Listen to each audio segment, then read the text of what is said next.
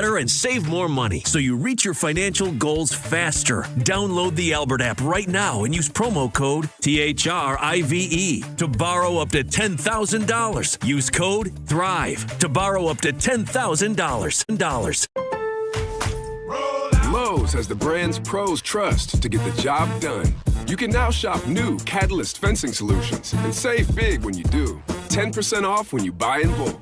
Plus, save $180 on a DeWalt 12-inch dual-bevel sliding compound miter saw. Now just $449. Our best lineup is here at Lowe's. Valid through 5/6 while supplies last. Selection varies by location. Rich Eisen here. A SoFi personal loan is here to help you achieve something once thought impossible: overcoming high-interest credit card debt. Walk the tightrope of your finances with one low fixed-rate monthly payment, no fees required, and as soon as the same-day funding. That's right. Pull off your own debt-defying stunt with a SoFi personal loan. Visit SoFi.com/trick to learn more. Loans originated by SoFi Bank N.A. Member FDIC. Terms and conditions apply. NMLS 696891. 880 ESPN, WHSQ, and WCBS-FM HD2, New York. A Good Karma Brands radio station.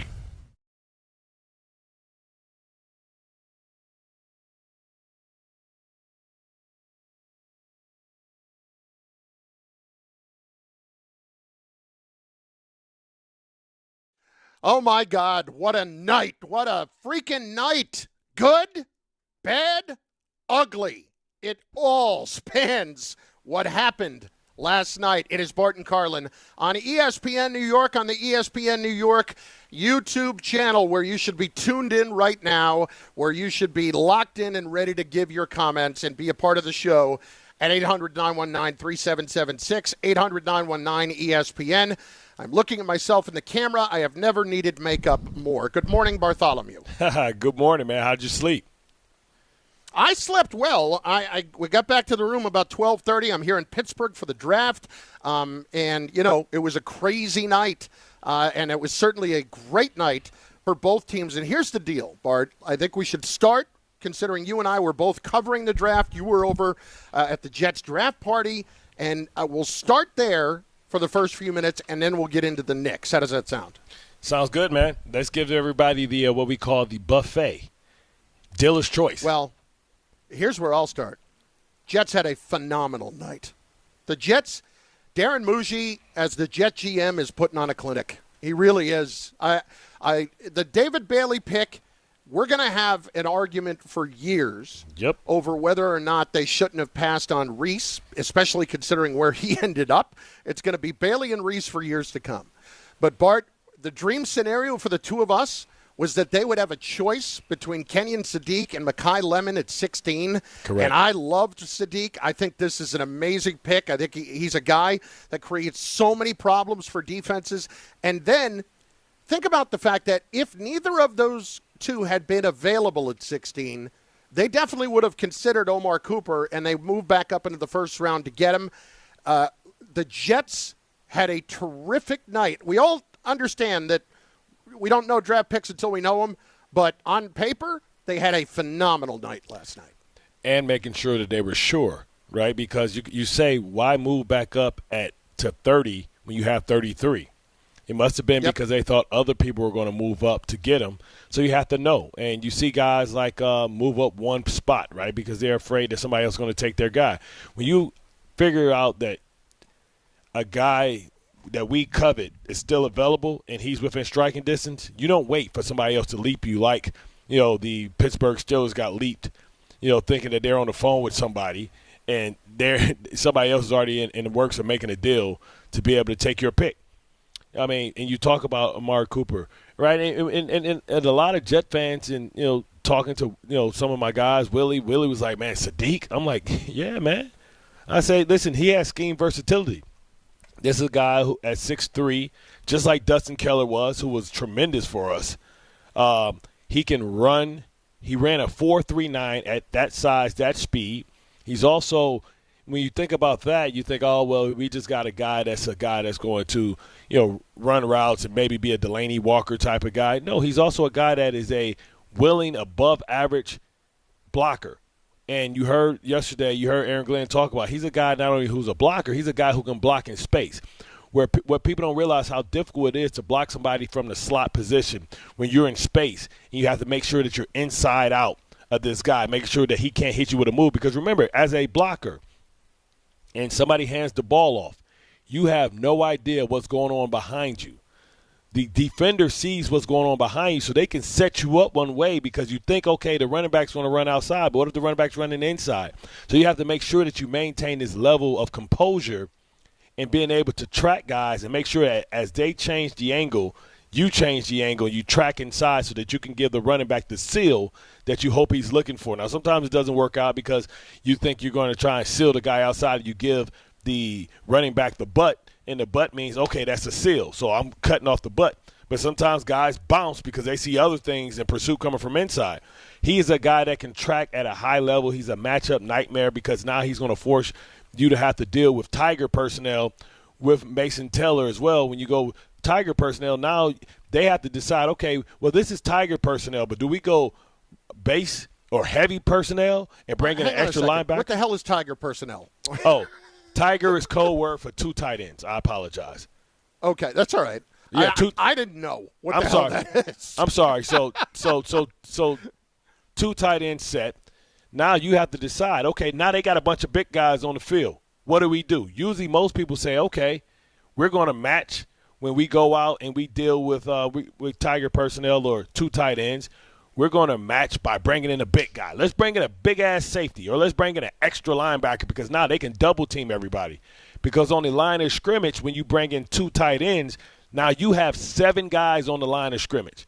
You can't plug holes because if you're a 4-3 team, you only have 4 guys. So you have 7 to block 4. You can double people and get tremendous movement because now it's a mismatch because you have more bodies. You have 2 people blocking 1.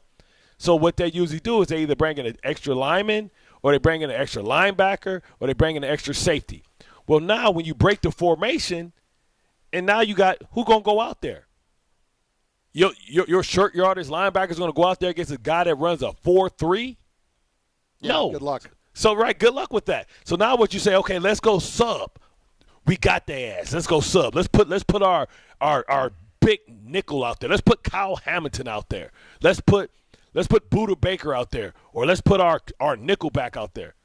This dude, have you seen this guy in shoulder pads? Yeah. This dude, Bart, you want to know about this guy? Here's what I'll tell you, just real quick, to your point on that. I had a coach tell me who had a rough game against Oregon this year, and it wasn't Rutgers.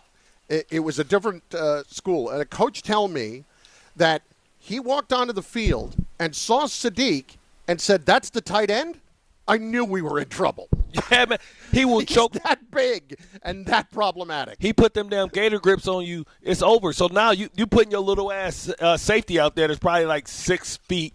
This dude's 6'3", or you putting your corner out, your nickel out there, who's like 5'8", and they like, okay, well, we out here and we just gonna sit around and we gonna play coverage on him. First of all, his catch radius is bigger than your defense radius. 2, he's faster than your nickel. 2, he's going to create separation because he's bigger and taller, so all they got to do is throw a jump ball to him, and you can't do nothing about it. Oh, but what if they decide to say, I'm going to run Breece Hall on a stretch, and guess who's going to set the edge? Oh, the edge setter's he's going to have his blocking matchup is going to be a 200-pound, 195-pound damn DB who he should choke slam out the room. And we saw this at a high level with the Patriots when they had Gronk, and I'm not calling Mason Taylor Gronk.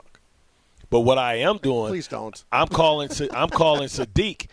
I'm calling Sadiq Aaron Hernandez on steroids. Oh, we could pick somebody better, but I understand the point. Well, I understand he was a killer in both ways, on the field and off the field. So that's bad joke. I get it. But what I'm trying to say is I'm talking about as the matchup problem that Aaron Hernandez and Gronk, we had Tiger personnel did, because when you break the formation, it's impossible. So then even with all that, you're like, oh, man, okay, man, I like Mekhi Lemon. He would have ran the dry routes. He was Amon St. Brown. And then you go get Amon St. Brown and Cooper because he spent 70% of his time in the slot. Here's what you love about Cooper. He has every ability to make every great catch, and he is a run-after-catch machine. He is going to be phenomenal in that role. He will absolutely be phenomenal in that role. And then for the Giants, Bart, I thought they had what I will call a very good night that could have been a great night. They had the bases loaded. That could have been a dream night. They had the bases loaded. Yeah, and they got a 2-run double. Yep, exactly. Right? Let's put it that way. They didn't hit a grand slam. Exactly. They brought in 2. Getting Reese at 5, I don't think they would have ever thought that was going to happen, but it does. And I'm sure there was even thought, at least at the time, I thought there would have been debate over Reese and Downs at 5. But then when the Giants rushed the pick at 10, and I thought for sure they were taking Caleb Downs and locking down that defense. I thought for sure, Bart, he was one of the 3 guys I told you in the draft I could not get anyone to say a negative thing about. They absolutely loved everything about him and how smart he was and all these things. And at the end of the day, they end up taking Francis Maui-Noa. Do I hate the pick? I don't hate it. I don't love it. And the reason I don't love it is because there's a lot of debate over whether or not he can hold up a tackle, whether he'll be fast enough to play at tackle in the league. And he's not going to play tackle the first year for the Giants. He's going to play inside because Illuminor's back, and same thing with Andrew Thomas. And for me, if that's the thought and you're trying to get better immediately, why not just take the best guard in Yvonne and do that? But they didn't do that.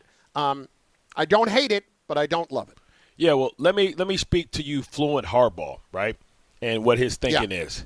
Yes, we're going to have a dominant run game now because he's nasty in the inside, but much like Damon Woody, who started his career at center, when we get out of this Illuminor contract, we have our right tackle. We have our member. Mm-hmm. We have our guy that's nasty, and we don't have any question about him being a right tackle in the league because we've seen him dominate in a great conference against great competition that way anyway. So we have no concern because guess what? Now we have our left tackle. The ACC's great competition. I mean, beyond – listen, he played the playoffs. very I'm talking well. The playoffs. He's a mauler in the playoff. I won't disagree. That's what I'm saying. So we've seen him play at a high level. So, like, we don't have to project him as a right tackle. We've seen him as a right tackle. So when Illuminor's contract is up, because when this process started, we didn't think we were going to have 2 picks in the first round. But now we know that we addressed the need in the future because we knew we needed a right tackle. Yeah, Luminor's okay, but he's not a great player. This kid has the ability to potentially be a great player at right tackle, a stalwart, a staple at right tackle. We'll put him at guard. Guess who else played guard his first year in the NFL? Yeah, that would be Jonathan Ogden. Yep. Jonathan Ogden played I understand. Guard. So we see this projecting him moving out. This guy doesn't have the Ogden size. Right. But then it's not a lot of small. But it's not no Reggie Whites out there no more. It's damn near no Jason Taylors. Ain't no 6'7" guys that they got speed, power. Ain't no Simeon Rices. Ain't no Julius Peppers is out there no more. Ain't nobody built like that no more, man. Everybody micro mini pimps. You know what I'm saying? So it's no huge tackles because it ain't no huge damn pass rushers. So I understand that. Would I have done that? No. I would have went with Caleb Downs because he was arguably out of – everybody want to talk about Sonny Styles and everybody want to talk about Arvell Reese. He was considered the best player on that defense, the most important player, the smartest player, the highest performing player, the can't-miss player. And they had an opportunity to get a can't-miss player to pair him with Reese. And what this also says about Reese, and Reese may be pissed off because if I'm Reese, I'm like, you guys are going to make me one thing. See, everywhere else, he was going to be taught to try and rush the passer. Maybe play linebacker 1 year, but then rush the passer. But with Carter there, they got Carter for 4 more years. Burns is playing at extremely high level. So he doesn't have the opportunity. He's going to be a straight-up inside linebacker. And straight-up inside linebackers do not get paid what outside pass rushers get paid. So I'm sure he's happy that he got drafted, but I'm sure he wanted to try to be able to explore the ability to be a pass rusher full-time like Michael Parsons so that he can get that Michael Parsons type of contract. Right now he's looking more at Fred Warner as his GOAT to try and get that contract money. Well, listen, we've got a ton more on the draft to come. It's Bart and Carlin on ESPN New York, on the ESPN New York YouTube channel, where you should be going right now and commenting. We're going to get them in. It's going to be a jam-packed show full of you and everything that you have off of the draft and then off of the Knicks last night. Let me just say this, Bart. I think I know you're aware. I just want to make everybody aware that we, a week from last night, we are preparing to have a Game 6 watch party at Calandra's for you and me. We're preparing to do that. We're hoping there's going to be a Game 6. There's going to be a Game 6. Oh, don't you dare. I'm not going to get nuts about this. But I know I'm going to be at Calandra's with you, enjoying some wings, enjoying some unbelievable bread, unbelievable food Olive across oil? the board. Yes, absolutely. Olive oil, you name it. We're going to have a great night next Thursday. We do have to get there. That is a debacle.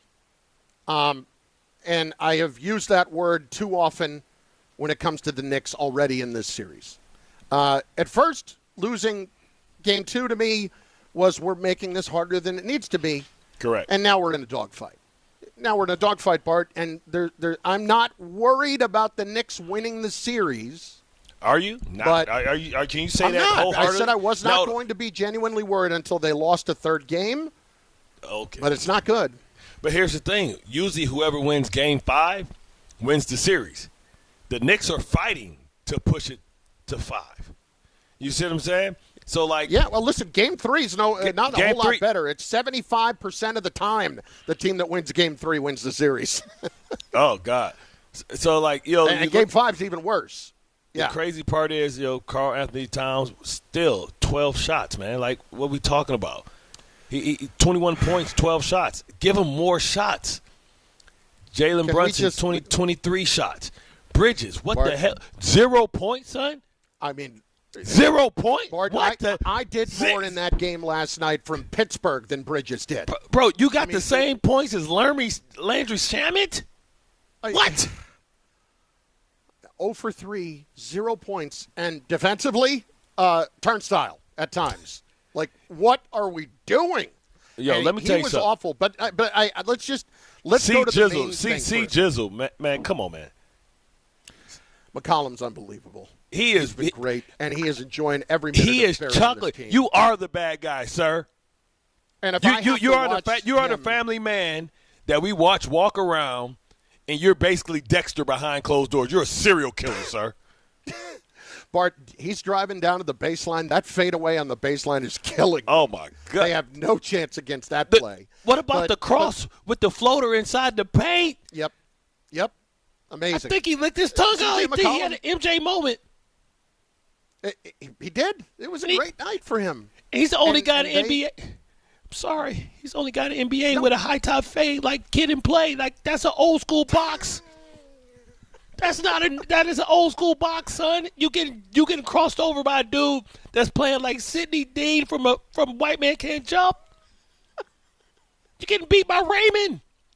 What the hell's going on, man? At least scratch him something, flagrant foul. Something, man. This dude is doing whatever the hell he want, and then defensively he putting up work. The fast break opportunity, he comes down. Josh Hart thinks he has an easy layup. He knocks it off his foot. All the hustle plays. Kuminga is making Steve Kerr look stupid. How can you not work with this type of athleticism? This dude, now I know every once in a while he goes Sean Matrix, he goes Sean Merriman with that ugly ass shot and put up a brick, but he is his energy, his rebounding, his defense. You got 21 points from Kuminga yesterday, 9 of 14 shooting. Shout out to Kuminga. Where's the defense?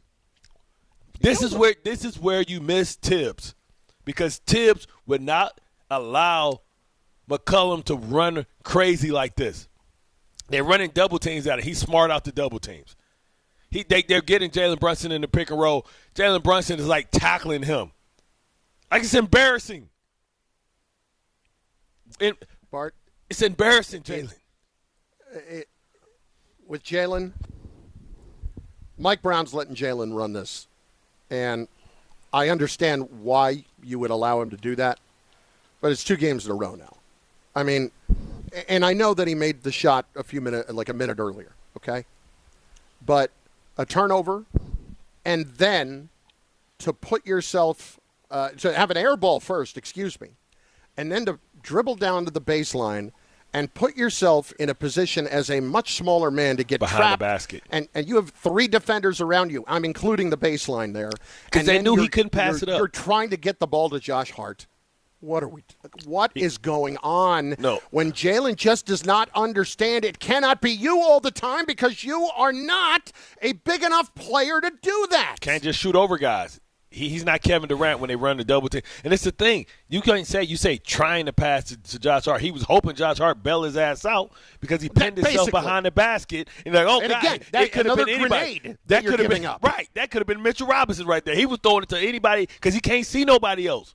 And everybody in the arena knew that he was going to try and take the shot, and they waited, and they doubled his ass, knowing that he couldn't make a play. Here's the other part. Josh Hart was the one that you tried to get you to help bail you out. Go back and watch the play again. First of all, Hart was bad all night offensively. Secondly, who was amazing for them? Anunoby. Anunoby carried them at times in that game. 29 points. Absolutely.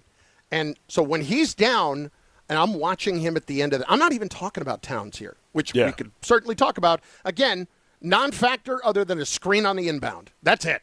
And then, and I'm not blaming Towns for that. I'm not blaming Towns for that anymore. But he was kind of standing around at the top of the key. Yeah. And then Anunoby down on the baseline, go watch again.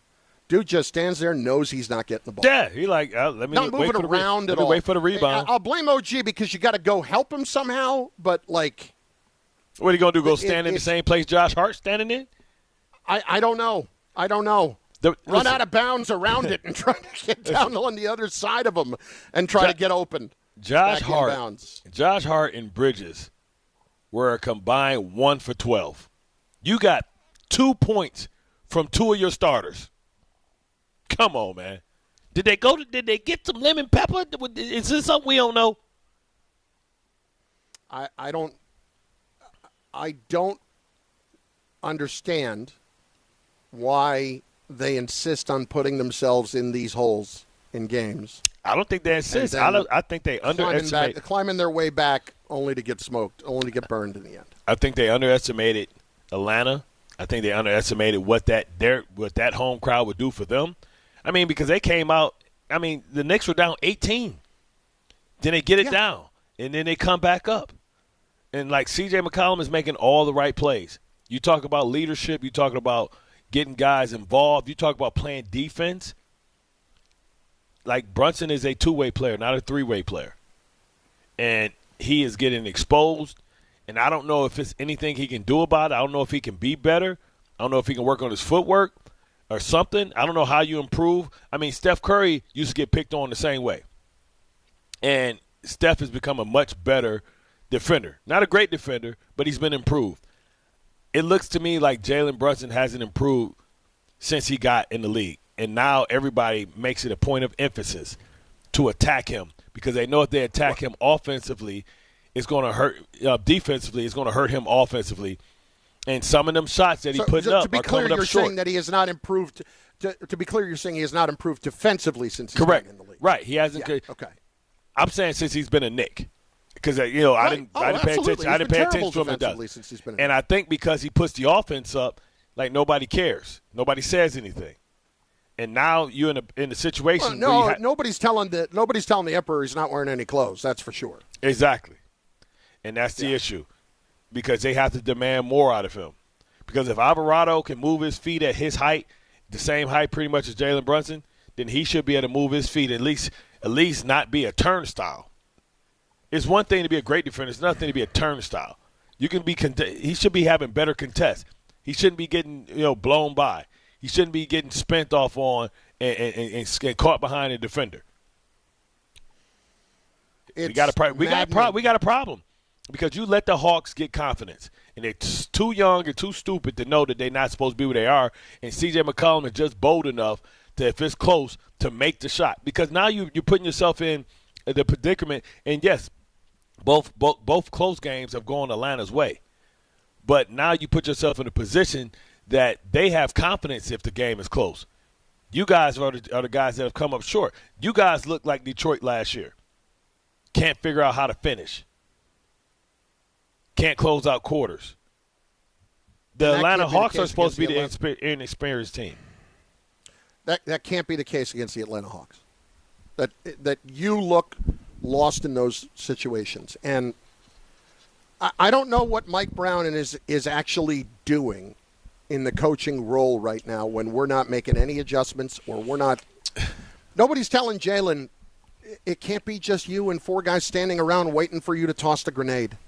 It can't be. Do we need to pull up? It doesn't work. Do we need to pull up the Up in Smoke? I know people say that's the only podcast we must listen to. Do we need to pull up the comments of Matt Barnes from his experience, from being on the bench while Mike Brown is around? Sounds like to me the inmate is running the asylum. I don't even need the comments because I'm watching it happen in real time. Right? Yeah. I mean, I'm watching the coach. What's the adjustment to them attacking Brunson? Whatever he wants in real time. And I get it. He's a star. But this will once again go to the point that when Jalen is the man on the team, there is a limited ceiling. There is a limited ceiling. That's just all. And the one adjustment I will say they made at one point is they actually played Jalen a little bit more off the ball last night, and it worked for a bit. Because you got to let Alvarado make some decisions. Let somebody else make the decisions. Let him play off the ball because we know they can't. They're not going to be doubling him if he's off the ball. He has an opportunity to catch and be able to make a move and make it instantly. But the problem is he dribbles so much that the whole defense just gets to watch him. But what happens is your teammates are watching as well. Some of the comments that are coming in, Bart. I mean, first of all, Sparquad, another Brunson panic grenade at the end of the game. He's looking like the worst playmaking guard in the league. Worst playmaking guard I'm not going to go to, but in the playoffs. It's not great. The worst playmaking guard in the playoffs. Brian Hurdle, Mike Brown not playing Mitch in the fourth quarter. You know why. Hack-a-Mitch. That's why he's not playing in the fourth quarter, and I don't love it either. But Jonathan Kuminga absolutely killing the Knicks last night should not be a sentence that I utter when we're talking about a playoff game against the Atlanta Hawks. C.J. McCollum I can live with, Bart. He's been a long time veteran in the league, and he's a killer, and he continues to show it. He's an old man. He turned the clock back. I thought he had a long time. I wonder if he got his Portland draws on. This is the C.J. McCollum who, is at Lehigh and beat Duke. That's what we're seeing right now. And the thing is Nickeil Alexander-Walker ain't even getting loose. It's Bart and Carlin, ESPN New York. I mean, this is the beginning of what is a ridiculously big show that you need to be a part of in every way, whether it's over on the ESPN YouTube channel, and the comments are flying in. People are flocking right now, no joke, to watch the show, and they should be, if for nothing else, than to see my face, which I'm not sweating in the moment, but I cannot avoid looking like I'm sweating. I don't know what it is, but the shine coming off of my face and bouncing back to the camera is blinding. That's the moisturization, man. It look like you've been moisturizing. You got vitamin E on, aloe, cocoa butter. No, I don't have any cocoa butter on. No. Well, you're in Pittsburgh. Did you eat one of them Big Ben sandwiches and the grease coming out of your skin? I did not. I had a lovely lunch yesterday. Did you have with Mike Tannenbaum, Ian Fitzsimmons, and Pizza Cone? A lovely sit outside lunch. Seth Rollins sat at the table next to us.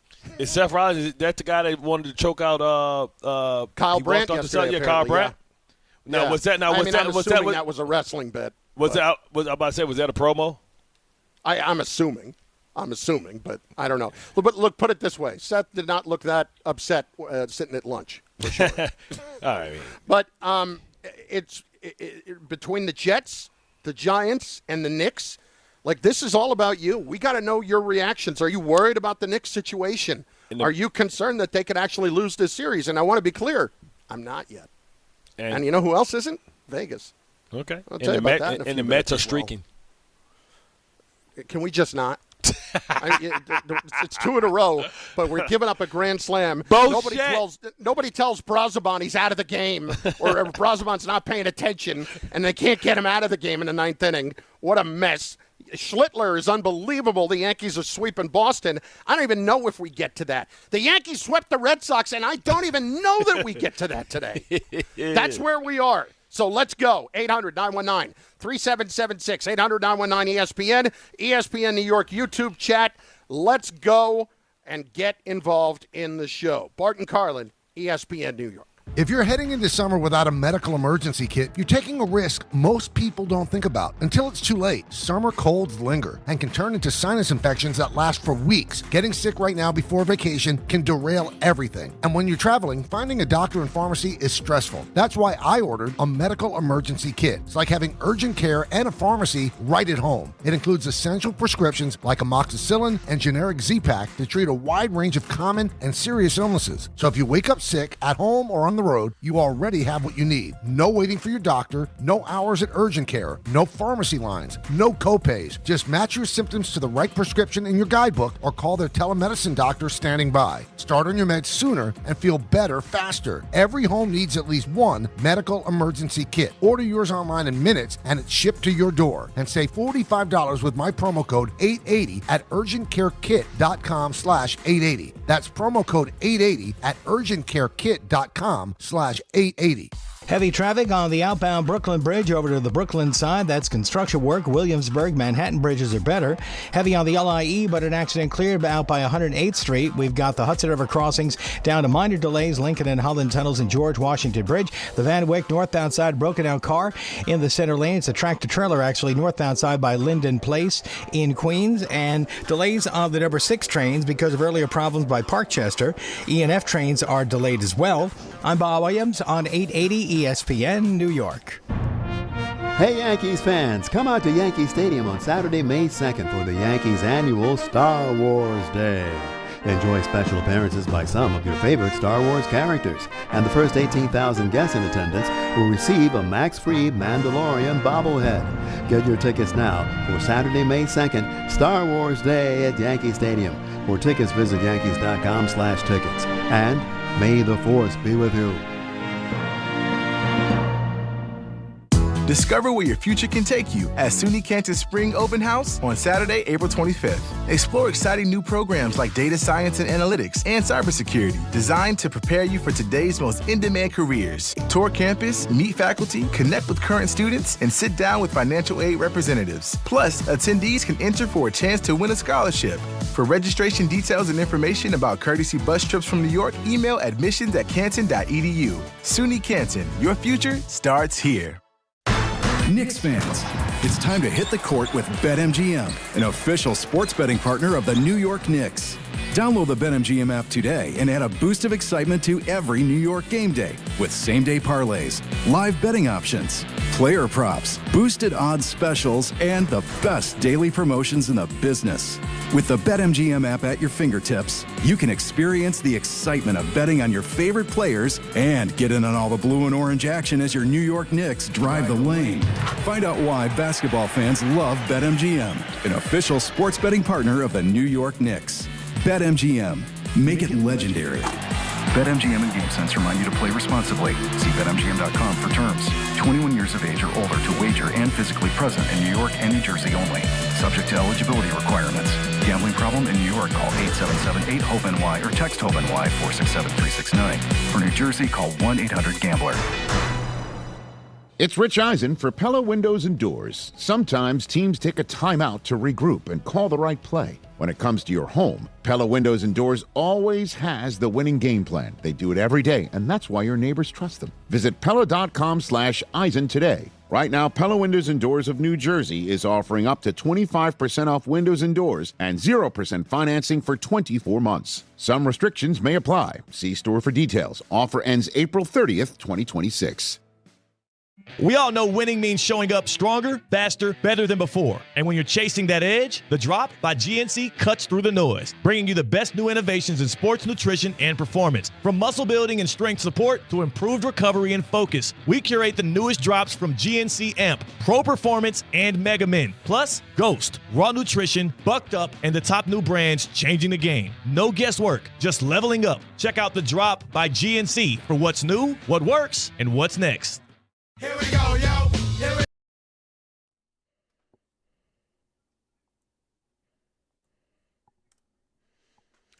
Comments coming in on the ESPN New York YouTube channel where you can watch the show, and you can certainly get your comments in. This one I can't deal with, though. It's Walbridge Cully. Do you think Brunson is being favored because his father is on the staff? I mean, come on. What are we doing? Of course not. Hey, Brunson's being favored because he's the best pure player on the team. The problem is you can't have Brunson be the number one guy when he's going to make plays like that down the stretch and not even look in anybody else's direction. I get it when it works one way for a long time, but Bart, everybody in the building knew, and they were collapsing on him quick. Exactly. They let him run some time off a little bit because they know at the end of the day he wants to be the hero. And sometimes the hero is being the making the right play. We've seen early in his career, we've seen Michael Jordan do this before. For Pete's sake. I mean, Steve Kerr, Greg Hodges, you know what I'm saying? He's given up the last shot because it was the right basketball play. And some guys have that mentality, if it's going to go down, it's going to go down with me making the shot. Either I make it or miss it. But the other team knows that too. And if they know that and they W, then it makes that percentage of the shot go down. Or the attempt go down. And, like, the thing that Jordan and Kevin Durant and LeBron James have that he doesn't have is verticality. They're vertically taller than him. So, Dirk Nowitzki, he can take a shot. You can double Dirk. Dirk can fade away at 7 feet and throw it with an arc where it don't matter. I'm still going to be able to see and get a clean shot. Brunson can't create space because he's not quick like AI. And he's not, you know what I'm saying? He's a guy that's not going to be quick in those short areas. He gets his space by leaning and bumping you, leaning and bump. But when you dump, you still can't elevate over guys that's 5 inches taller than you. It's a big man's league. Let's do it. 800-919-3776. We'll start with Ira, who I think had a phenomenal night. Ira, I would assume that you're a very happy man this morning. Ira in Staten Island on ESPN New York. What's up? Yeah, good morning, gentlemen. And, I'm much happier than how the season ended last year. And, Bart, you look at, you mentioned Dustin Keller. I used to get hammered all the time because I thought Keller never got the respect from the fans that he should have. And, I mean, I remember I did this a while ago. I think he averaged like 60 to 65 catches, 5-6 touchdowns a year. Yep. And unfortunately, Mike T let him go to Miami, and he had that tragic knee injury ended his career. Yeah, so. But, yeah, Sadiq gives you that type of weapon. And now, you look at, once again, it's on paper, but they got a legitimate offense if these guys could pan out to the way they played in college. An explosive offense. They got weapons galore. Yeah, that's right. And now maybe it kind of makes sense. I'm just kidding around. They didn't put such importance in Nick Folk because they're planning on scoring touchdowns, not kicking field goals. Exactly. So it just listen. I'm thrilled with it. Tonight, I would assume they're going to go on the defensive side. Need a safety. Yeah, I'm sorry. No, I said they need a safety. Yeah, they need a safety. They could also use another linebacker. And it'll be interesting in the fourth round if they take, whether it's Beck or the kid from Penn State or Nussbaum, if they could take one of these developmental quarterbacks in the fourth round. I think they will. And, at the end of the day, I think at least I know with the general manager, he knows what he's doing. Yeah, listen, Darren Muji put himself in a position that if things went south this year, he's not getting fired. It's going to be the head coach who's going to go. That's for sure. I will say two things about this, though. Number one, on Sadiq, Bart, I told you, we had 3 players I couldn't get anybody to say anything negative about. It was Styles, it was Downs, and it was Sadiq. And, I've had more than one person compare him to Brock Bowers, but faster, And then also the Kyle Pitts thing, like thicker and a little bit bigger than Kyle Pitts. Shorter, like, but that is more compact, more explosive. Yes, definitely shorter, but he's not short, period. He is 6'3". Right. Listen, they have weapons, and let's see what Frank Reich can do. Frank Reich, we gave you a veteran quarterback that knows where to go with the ball, who should know where the one-on-ones are, and you can play personnel that you have never played. And, man, this should open everything up for Breece Hall. Now we got to make sure we pay Breece Hall and keep him happy. Can't keep on this franchise tag. Got to come up with a legitimate deal because you want everybody happy and everybody feeling good about themselves. You don't want Breece Hall to say, listen, all this money you spent in free agency, you don't want him to feel like, you guys aren't valuing me. You want him to be locked in because, man, boy, next year if you get you a young quarterback and he got 4 more years of prime Breece Hall with this young core coming up with Garrett Wilson being your oldest guy because Mimbu and Fashanu and Tippmann are still young, man, this could be the start or something because I'm glad they went offensive. Because for years, the Jets had great personnel on defense, never had these type of weapons on the outside. Sadiq is a weapon. Cooper can be a weapon. Garrett Wilson is a weapon. Yep. And I Mitchell is just cheese and gravy on top of the sauce. And it's not like Taylor's a bad tight end. I mean, they My didn't pick point. him in the second round last year. My point. So now you got 2 tight ends that get busy. And an O-line that is solid. See, the O-line is way better than what they look at. When you got somebody that's burping the baby, don't know where to go with the ball, but to kind of defend that, who the hell was getting separation once Garrett Wilson got open? Nobody can create separation. So now, man, who you gonna get a one-on-one to? You got guys that can beat one-on-one matchups now, especially if they decide to double Garrett. Well, I get David and Elizabeth in here next. David, what's going on, brother? How are you? What's going on, Chef? What's going on, Matt Backer? Yo, them Randy's Donuts, delicious. Delicious. Oh, yes. I saw that. Good job, brother. Yes, sir. Going to always follow Carlin's Corner. So, gentlemen, let's get straight into it. We're going to talk Knicks Monday. I'm not even going to go Knicks because I'm too excited. And Bart Stradamus, I'm sorry. You're always correct. Yo, you don't ever get tired of being correct sometimes? It's hard to live the type of life I live, man. I could tell. I'm sitting over there, right? And it started at 4. Salah went, and he got whoever he got. I'm not paying attention to them like that. And Carnell like, Tate. Bang, right there. Yep. I was surprised by bang. that. Wow. I'm like, exactly. I'm like, bang, right there. Just like Bart said. He initiated it. Now the falling starts. I'm going to be honest, man. I'm sorry. We got to give Muji his flowers, man. He did his 1-2 yesterday. I didn't expect that, and I'm going to be honest. When he came back into 30, I'm like, look at this guy, Bart. Again, 3 ones, like he said. Again, you got to start looking at yourself and being like, yo, I got to be wrong sometimes because everything fell in. And like you said, too, Chef, it's crazy to see Sadiq, that he's going to be a good blocker and he's a weapon. So, I don't know. I'm really excited. And real quick, before you guys let me go, what's up with the 5th option thing? Because, they're really big on that, and I don't understand it too much. So you guys can inform me about that. It basically just gives you a little more leverage over the player. Thanks for the call. It gives you an opportunity. If you're taken in the first round, for those who don't know, you have a 4-year contract, plus the team has a 5th-year option they can pick up. Now, it's in a much bigger number, but it's still there to be picked up. And it's a year further out from free agency if they don't pay you early. Yeah, a mini franchise tag, pretty much. Right, basically. And if you're taken in the 2nd round or later, you only get a 4-year contract and there's no 5th-year option. Thus, how we ran into what we ran into with Breece Hall, right? Right. Because they just would have been a 5th-year option on Breece Hall. Right. He wouldn't be talking about a contract. You wouldn't have had to worry about giving him a long-term deal. And, right. So you have 5. So basically, technically, if you get a quarterback and, you see it with like C.J. Stroud, sure, not sure, pick up the 5th-year option.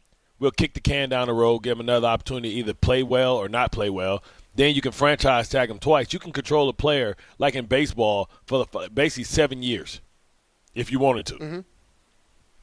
800-919-3776. You need to be subscribing and watching in the ESPN New York YouTube channel. Stream the full Weekday Lineup live. Watch complete replays. Catch up fast with your can't-miss highlights and jump into the live chat, man. We get so many great comments here. React in real time. Make your voice part of the show. Subscribe to ESPN New York on YouTube now. Stay locked in so you never miss a moment. We'll get back on these calls in moments at 800-919-3776. Knicks, are you worried? And did the Giants have a good night or a great night? Highly debatable. All on the way. ESPN New York. This is the Michael Kay Show. All I've seen over these years, let's make things great for the players. Let's give the players everything they want. And they deserve to have great things. But the extra little things like, well, let us grow our hair longer. Can we have beards? Well, then win me a championship. Because if I'm going to move away from the Yankees and what the Yankees stand for, then I'm going to need something back from you. The Michael Kay Show. Weekdays at 1 on ESPN New York and streaming live on YouTube.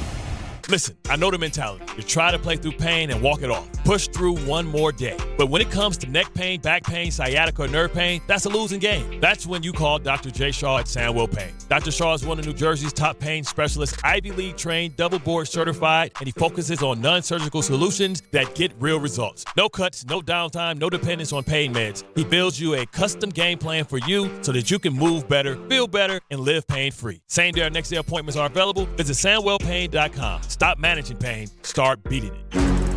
There are a lot of reasons why people buy at Ramsey Mazda. It's their selection, it's their customer service, and it's their savings. Lease a new 2026 Mazda CX-5 2.5S all-wheel drive for $249 for 36 months. Start shopping now at RamseyMazda.com. Choose wisely. Choose Ramsey Mazda. Call 833-853-2970 for details. VIN T010-2819. MSRP $33,675. Zero security deposit. Ends 4/30/26. The New York City Department of Correction offers countless career opportunities, from specialized units to leadership roles that support public safety and change lives for the better. It starts with one step: registering for the New York City Correction Officer exam. Earn over $109,000 after just 5.5 years. Benefits on day one, job security, pension at any age after 22 years of service. Go to nyc.gov/joinDOC or search Join DOC. One career, many opportunities. Register today to take the test. In sports, the tape never tells the whole story. Hiring is no different. AI can make candidates look like an MVP on paper, so knowing the person and the skills behind the resume matters. That's where Robert Half changes the game. Our recruiters combine their expertise with award-winning AI to evaluate skills and fit quickly. Learn how we can find you specialized talent in finance, accounting, technology, and more. At Robert Half, we know talent. Visit roberthalf.com/talent today. Hey, sports fans, the ESPN app has all of ESPN all in one place. The ESPN app is your home to thousands of live events, ESPN shows, and originals across every ESPN network and service. And now you can check if you already have ESPN Unlimited as part of your TV package for no additional cost. Visit activate.espn.com to learn how to access your account or sign up, then start streaming in the ESPN app. It's all of ESPN all in one place. Sign up or activate now. When it's playoff basketball, you got to do a little bit of everything. The intensity levels are at an all-time high. These are the NBA playoffs. Every team looking to make a run. This is incredible. Every player looking to make history. Give me all you got. Let's go. So tune in, because this is going to be unbelievable. This is exactly what we want. The NBA playoffs presented by Google continue on ABC, ESPN, NBC, Peacock, and Prime.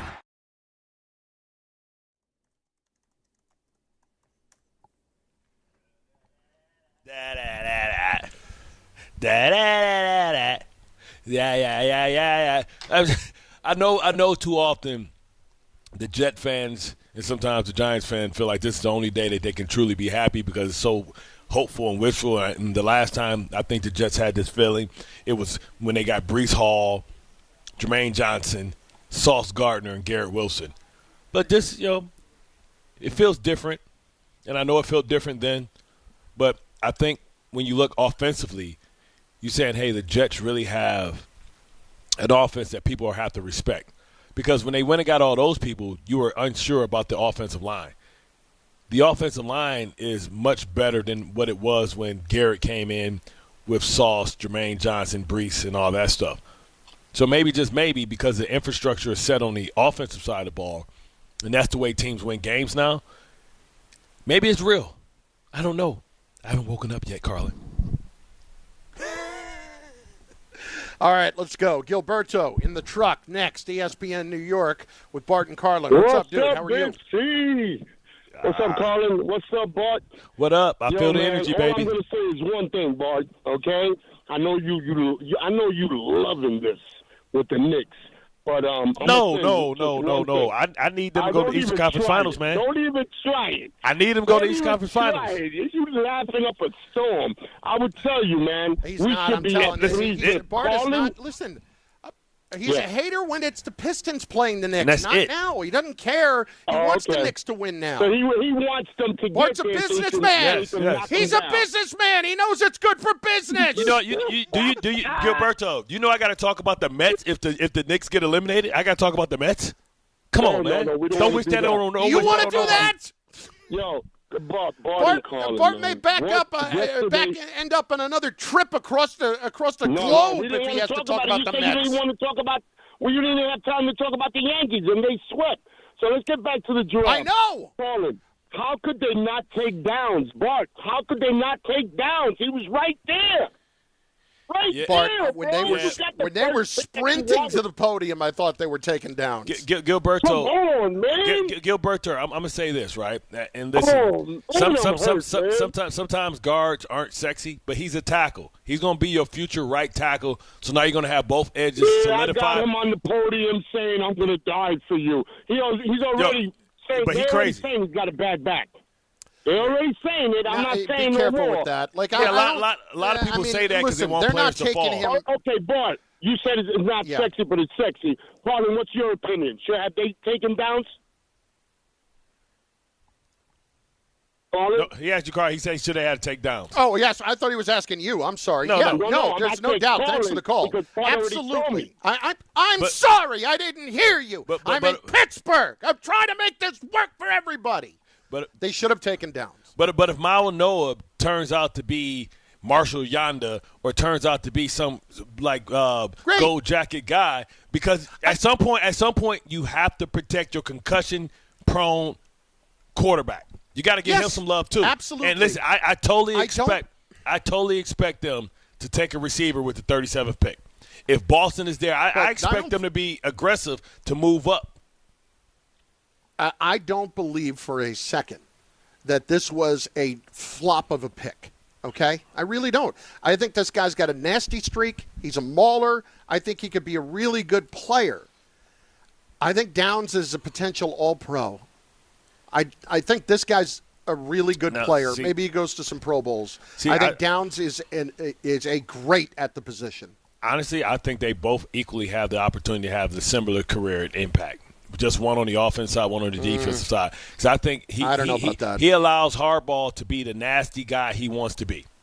And when you look at Harbaugh, if you look at like what they've picked, look at what they've done in Baltimore. They always do that. But one thing you know about Baltimore, they're always in the playoffs. Right? Baltimore. I understand that. And look at the other Baltimore disciple. Look what they did. Look what they did over there, and look what they did over there in Cleveland. They went right for the offensive lineman. Cleveland was Phantom. Yeah, but again, that's another guy. First of all, I would not have taken that guy first. And secondly, I don't know if Marino is a guard or a tackle. I know that he's a Sano tackle. Is a guard. No, he's a tackle. No, he's a tackle by name. No, he's going to end up playing guard. I'm telling you. I'm talking about Manoa. And if he plays eventually, I'm saying Manoa is a tackle. He is a tackle. Okay. The only reason they're doing that because they're going to put him in. Right. Yes. Next year he will be moved I know. I'm talking about Fano, who went with Cleveland. I was talking about Fano, who went with Cleveland at 9. With the short arms? He's going to that was a bad pick. I think that was a bad pick for Cleveland, but the Giants benefited from that. Let's continue. 800-919-3776. Let's hit Jay on Long Island up next on ESPN New York. Jay, what do you got, bud? How are you today? I'm good. I'm kind of hoping that was wishing the Giants took downs. I mean, I'm just worried about the secondary. I like Reese. I like the linemen, but I'm just worried about the secondary. But, I mean, if Reese is going to help stop the run, I mean, that's what they need to do. But I called to talk about the Knicks. You know, like watching the game yesterday, it looked like C.J. McCollum was Michael Jordan. Like, I know it was unbelievable. And he's doing the same step back move. And with that move, if you don't have a guy with length on him, like it's either McBride or Brunson, and these guys, like, anybody could shoot over these guys. I could shoot over these guys. I'm 5'10", and I'm not worried about them blocking my shot. And he has that confidence. And the thing that's hurting us is Bridges, because Bridges is not getting it done offensively, so they put Deuce in. Deuce has got hot. He started hitting some threes. He took some bad shots towards the end of the game. But listen, he's been hitting his shots. But Mike Brown isn't making any adjustments on the defensive side of the ball. Correct. If you see McCollum, why can't you double? Why can't you put another guy? Once you see Brunson on him, double that. And let them pass the ball. I'll let you talk. Obviously, you're going to talk. It's your show. But I'm just saying, like, Kuminga, let him shoot the threes. Let Brown, Jalen Johnson shoot the threes. McCollum was killing them, and Bridges isn't scoring. So, and he's the guy that you have linked on McCollum to play defense, and Mike Brown isn't making any adjustments in the fourth quarter. In the fourth quarter, you have Brunson, OG, and Towns on the bench to start the fourth quarter. That's a pivotal point of the game. At least have Towns in there to get him going. Leave Towns was starting to cook a little bit towards the end of the third quarter. Like, why do you have all three of them on the bench? I mean, He's just not doing any coaching. He's not getting out-coached. He's not doing any coaching at all. He's not watching the game. Like, I just don't understand. To your point, you looked at. I noticed this. I was like, wow, McCollum played the whole third quarter. Like, he ain't leave the game. And when you need that, like, this is when guys. This is supposed to be the reason why you had a huge rotation, because guys supposed to be able to push. Remember last year we talked about Hart playing the whole game and all that type of stuff. Where's that type of stuff at? Like, no, coach, I can't take a break. I got to stay out there, man. My team needs me. And listen, they have been double-teaming McCollum. But also, what about the shot he hit over Hart on the baseline where he kind of pivoted off his pivot foot, release rotation splash? He just on a heater right now. I don't think nobody can stop him. And, you know, Hart has the height advantage and the length and the reach, and it just didn't matter. And with Bridges, I mean, dude was a minus 26 last night. The next worst player was a minus 4 in OG, but OG had 29 points. 29 points.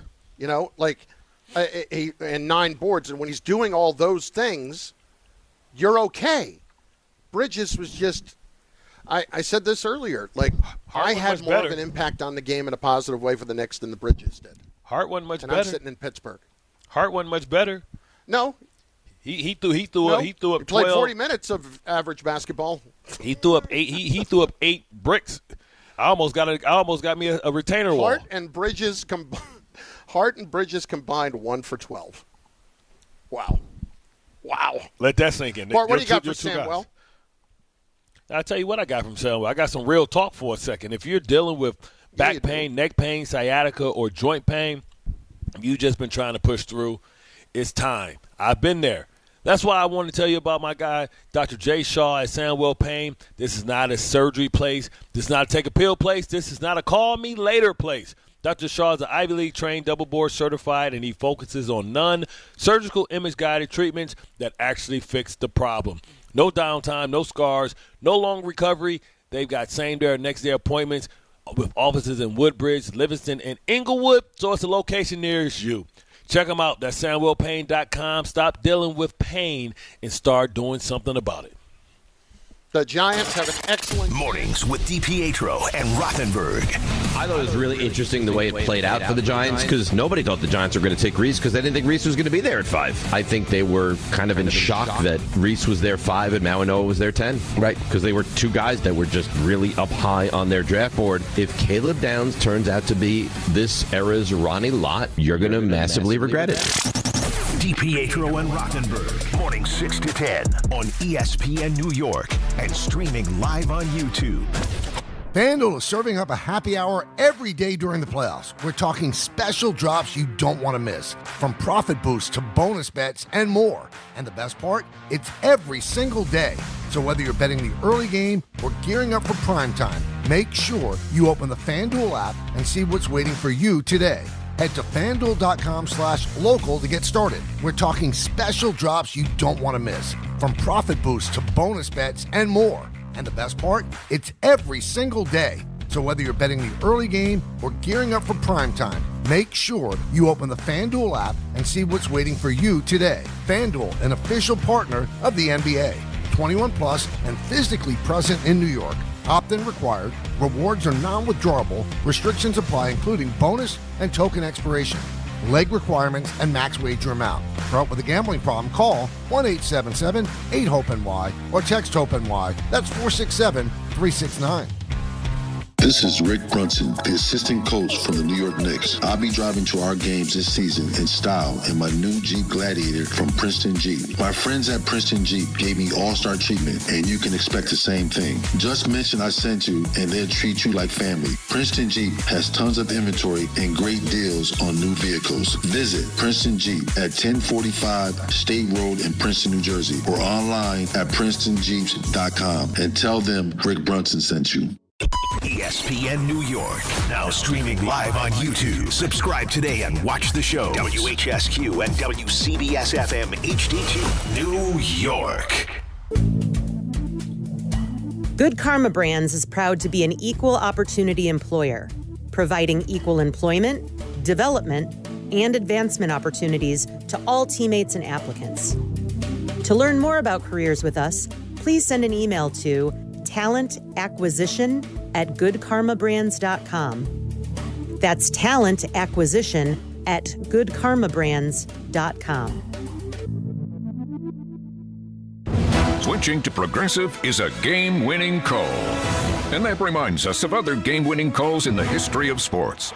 So it was the fourth quarter and we're down by 5. Sweat pouring down my face. Suddenly it hit me. If only I could wrap part of the towel around my forehead.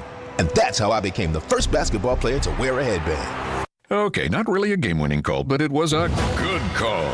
You can make one too. Switch to Progressive and you could save hundreds. Progressive Casualty Insurance Company and affiliates, not available in all states. Harry Douglas here. Game day brings the excitement. Your stay should feel just as memorable.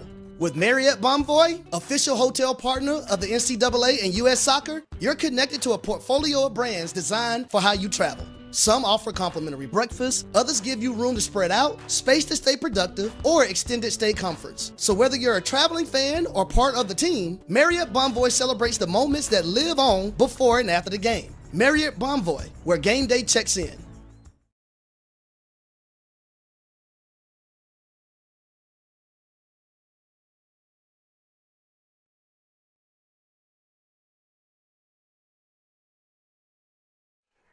Comments are flying in on YouTube right now, and as you would expect, everybody's hot, everybody's excited, everybody's annoyed, everybody's got a lot going on here between the draft last night, between the Knicks last night, all of it turning into what I think possibly could be the greatest show of our lives. Bart, he is at home. He is ready to go. I am in Pittsburgh. It is Bart and Carlin on ESPN New York, on the ESPN New York YouTube channel. I want to get some of these comments in.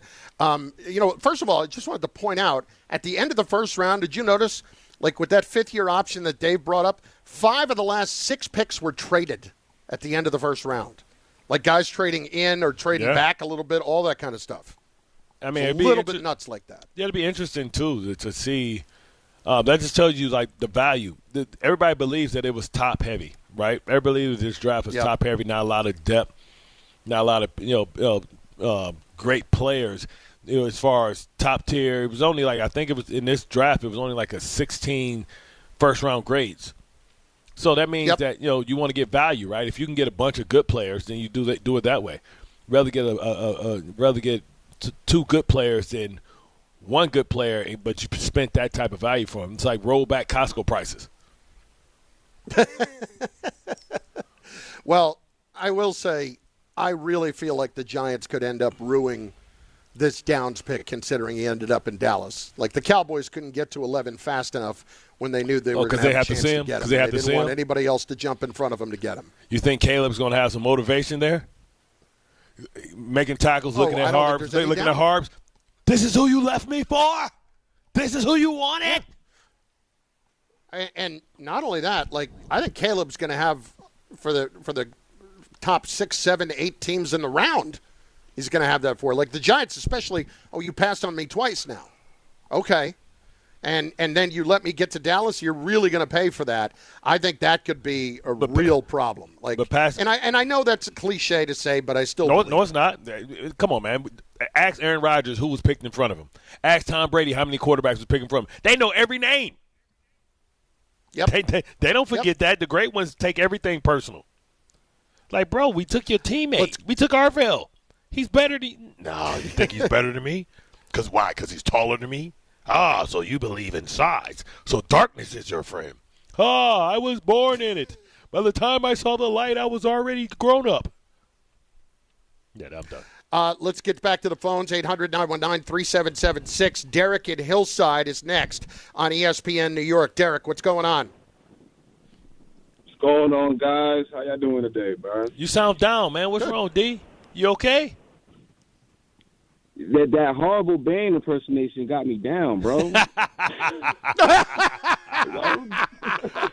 I got a better one, but I kind of did it impromptu. I got a better one.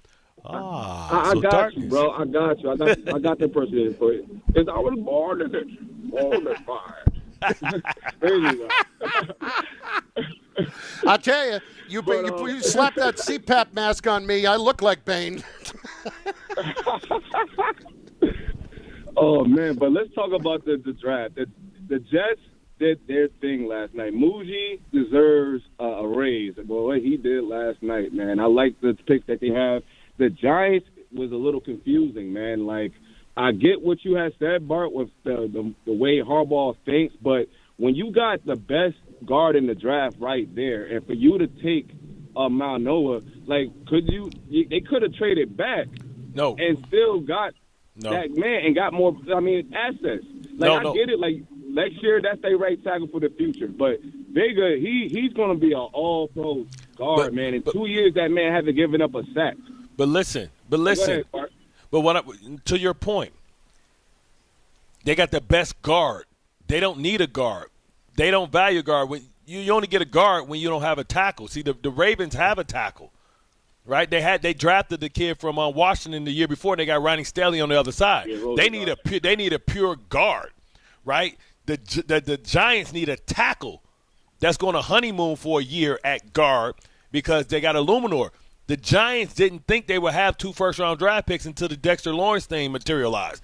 So them taking the best guard, then what they going to do when Luminor don't play? We value tackles more than we value guards because they need to protect Jackson Dart's ability to not have his edges threatened.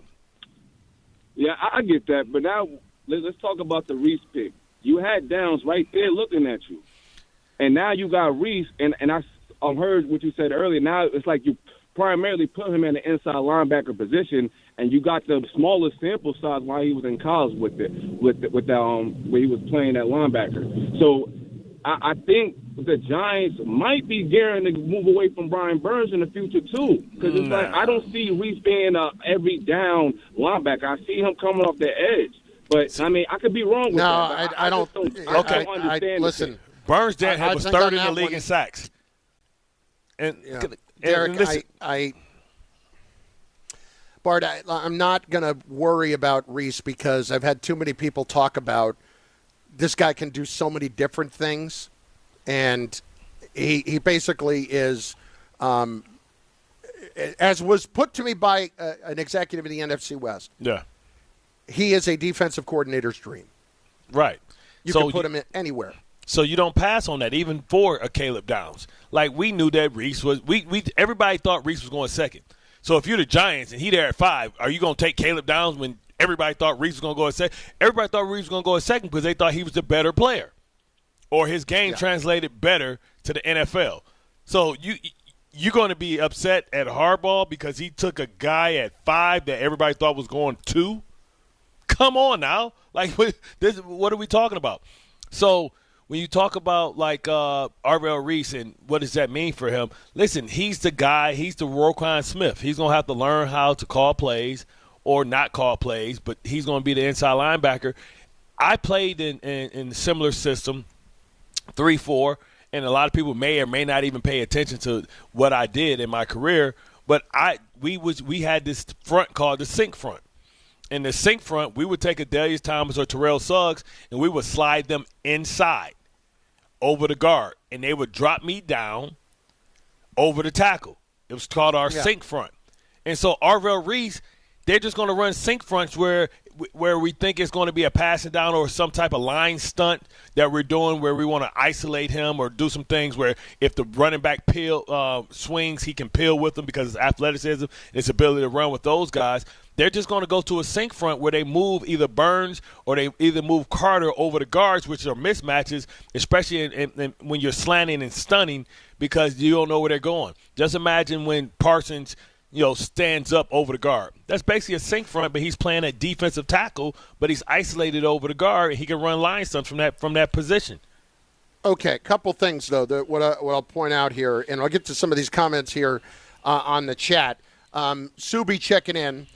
Giants got Maui Noah. He will be a Hall of Famer. Let's ease up on that. I think Maui Noah is a good player in the league and can play tackle eventually, but will not play tackle this year. Marcus Blackman, Bart. Caleb Downs is basically Ed Reed. The guy can cover, is a hell of a tackler. I know, and I'm just reading it. Knowledge of the game is elite.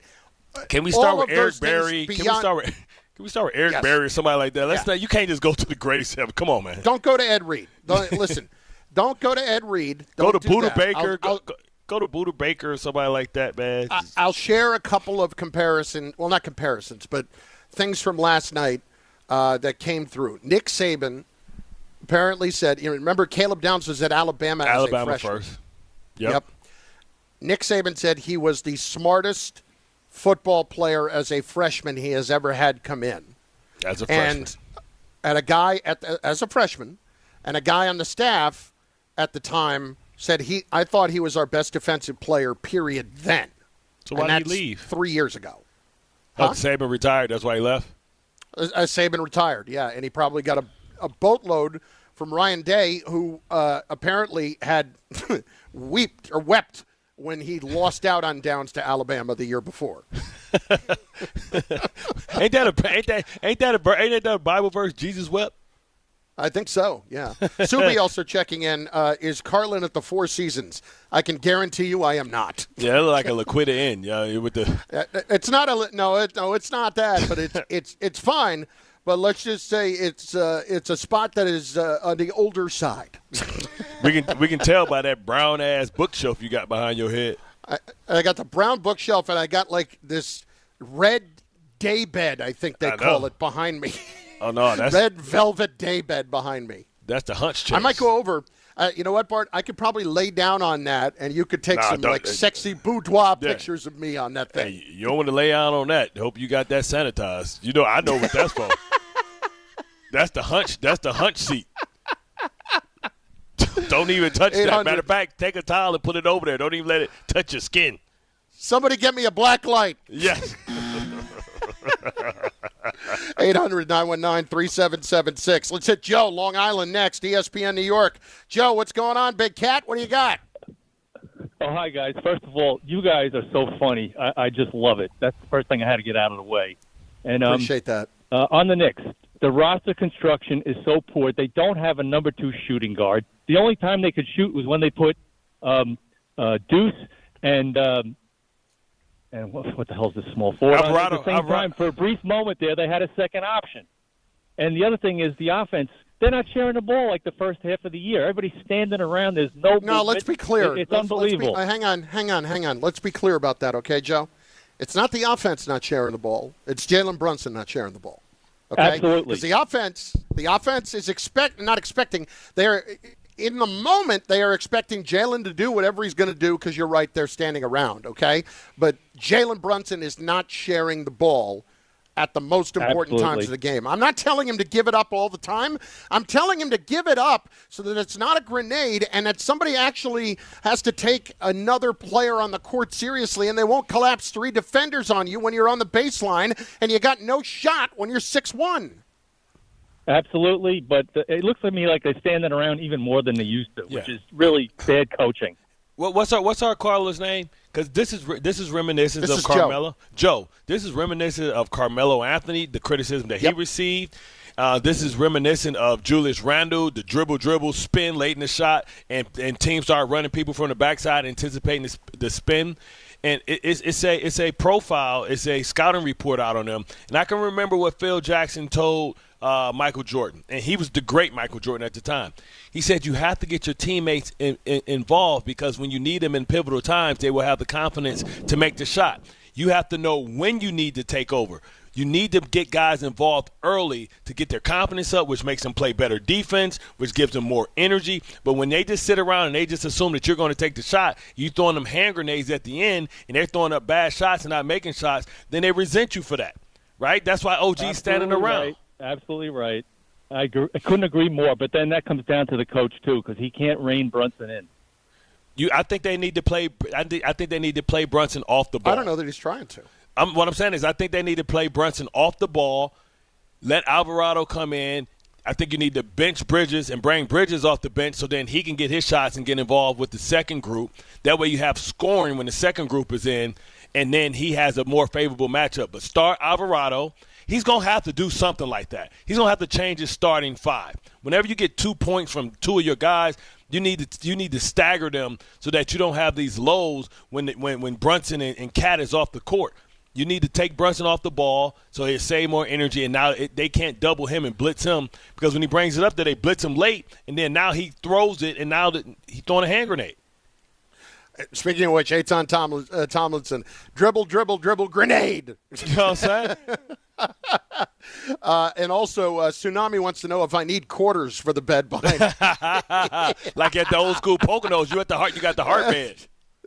Yeah, I'm not staying here on an hourly rate. Yeah, I need 45 minutes. Brody next, ESPN New York. Brody, what's going on, brother? How are you? Good. How you guys doing today? We're great. The poor disillusioned Jet fan. I mean, Muji deserves a raise. Muji did such a great job. They don't remember anything. What about just last year? How do you fire your offensive and defensive coordinator after 1 year? I don't think that's ever happened in the NFL. No, it's happened a lot. It's happened a lot. But now I think so. Not with a first-year GM and coach. I don't think it's ever happened, Bart. With all due respect. But what about Justin? What about? Go ahead. Wouldn't you appreciate admitting your mistake? That, hey, this guy just doesn't have it. And also they had to change. Once they lost the 7 games, then they knew they had to blow it up. So they blew it up. So now you got to have a new plan. Frank Wright is a veteran guy. Frank Wright is also a guy that if Aaron Glenn doesn't figure it out, can be his replacement. He's a guy that also is a developer of quarterbacks, being a former quarterback. Come on, Bart. You can't be serious. I mean, this leadership has no clue what they're doing. I mean, what about Justin Fields? Aaron Glenn's he started in the scouting department. He saw him when he was with Detroit twice a year. And whose idea was it to get Justin Fields? I mean, it's they like were last wrong year on Fields. I don't think they were wrong on a lot of what they did here. And Brody, I don't think they were wrong on a lot of what they've done here in the draft. Fields, they were dead wrong on, and thanks for the call. Who would you suggest that they would have got instead of Justin Fields? Russell Wilson? Would it have looked any different if they would have got Russell Wilson? Or what about Jameis was already gone? What was their options last year? There was no good options for them to get a retread with Mitchell Trubisky, Gardner Minshew. I think he got him because somebody used Justin Fields well when he was going against Aaron Glenn in the division. So he said, well, hey, if we get the Chicago version of Justin Fields, that's good enough for us to win. And it wasn't. I can honestly say through 2 drafts, aside from Membu? The quarterback, because they haven't picked one yet, with Membu last year, Mason Taylor. A.Z. Thomas was all right. Mason Taylor. A.Z. Thomas is good. And Malachi Moore was learning toward the end of the year, right? Yes. And then you look at what they did last night. You know I was a Joe Douglas guy. Mucci's done as good of a job as Joe has, I think. So far. Now the results have to happen. We have to see improvement outside on the of the quarterback. I understand. Yeah, what I'm saying, we have to see win loss totals go up. That's ultimately how you measure. But you shouldn't have any issues with what he's done in free agency, how he's turned Jermaine Johnson into Sweat, but then turned them also into Bailey. Like, so now the Jets are not going to be pushed around. Last year they were so small that they got pushed around inside because they had small people. You got Amada now, a nice veteran right there. I was with DeMario Davis last night. He looks like he's in tremendous shape, and he'll be a tremendous leader to help continue to mentor Sherwood. You go out, you get Phillips mid-season. You get I-9 Mitchell mid-season. You turn Quinnen Williams into a first and a second-round draft pick, right? You turn Sauce into 2 first-round draft picks, and now you reset your market. And next year you're going to have more salary cap space than anybody. And by the way, you'll have 3 first-round draft picks. Man, like, listen, okay, but I will give yourself a hang chance. on, though. One thing I will say that I worry about, Quinnen's gone. Bailey is not the greatest edge setter from all accounts. You don't remember they went and got Osai? They went and got Osai from Green Bay. So that's your edge setter. I remember. I do fear that they're still a little vulnerable against the run. No. When you talk about them, I know Onyemata. I understand these are, but and the guy from Green Bay. Anyway, I feel like that's a problem. I think it's an issue. Bailey and McDonald won't be on the field on first and second down because remember they went and got 2 edge rushers. Osai, who's a hell of an edge setter, and then the kid that they got from the Bengals, remember? So they got 2 guys that are run stoppers. And then they have Phillips, Briggs, Sweat, Omada. That's beef up the middle right there, and then you have 2 run stoppers on the outside. Bailey and McDonald's going to come in when it's favorable down the distances for pass rushing. And maybe you kick those other guys inside. So you got your edge setters. And then you have DeMario Davis, who's one of the best run-stopping linebackers still at his advanced age in the middle. What more can you ask for?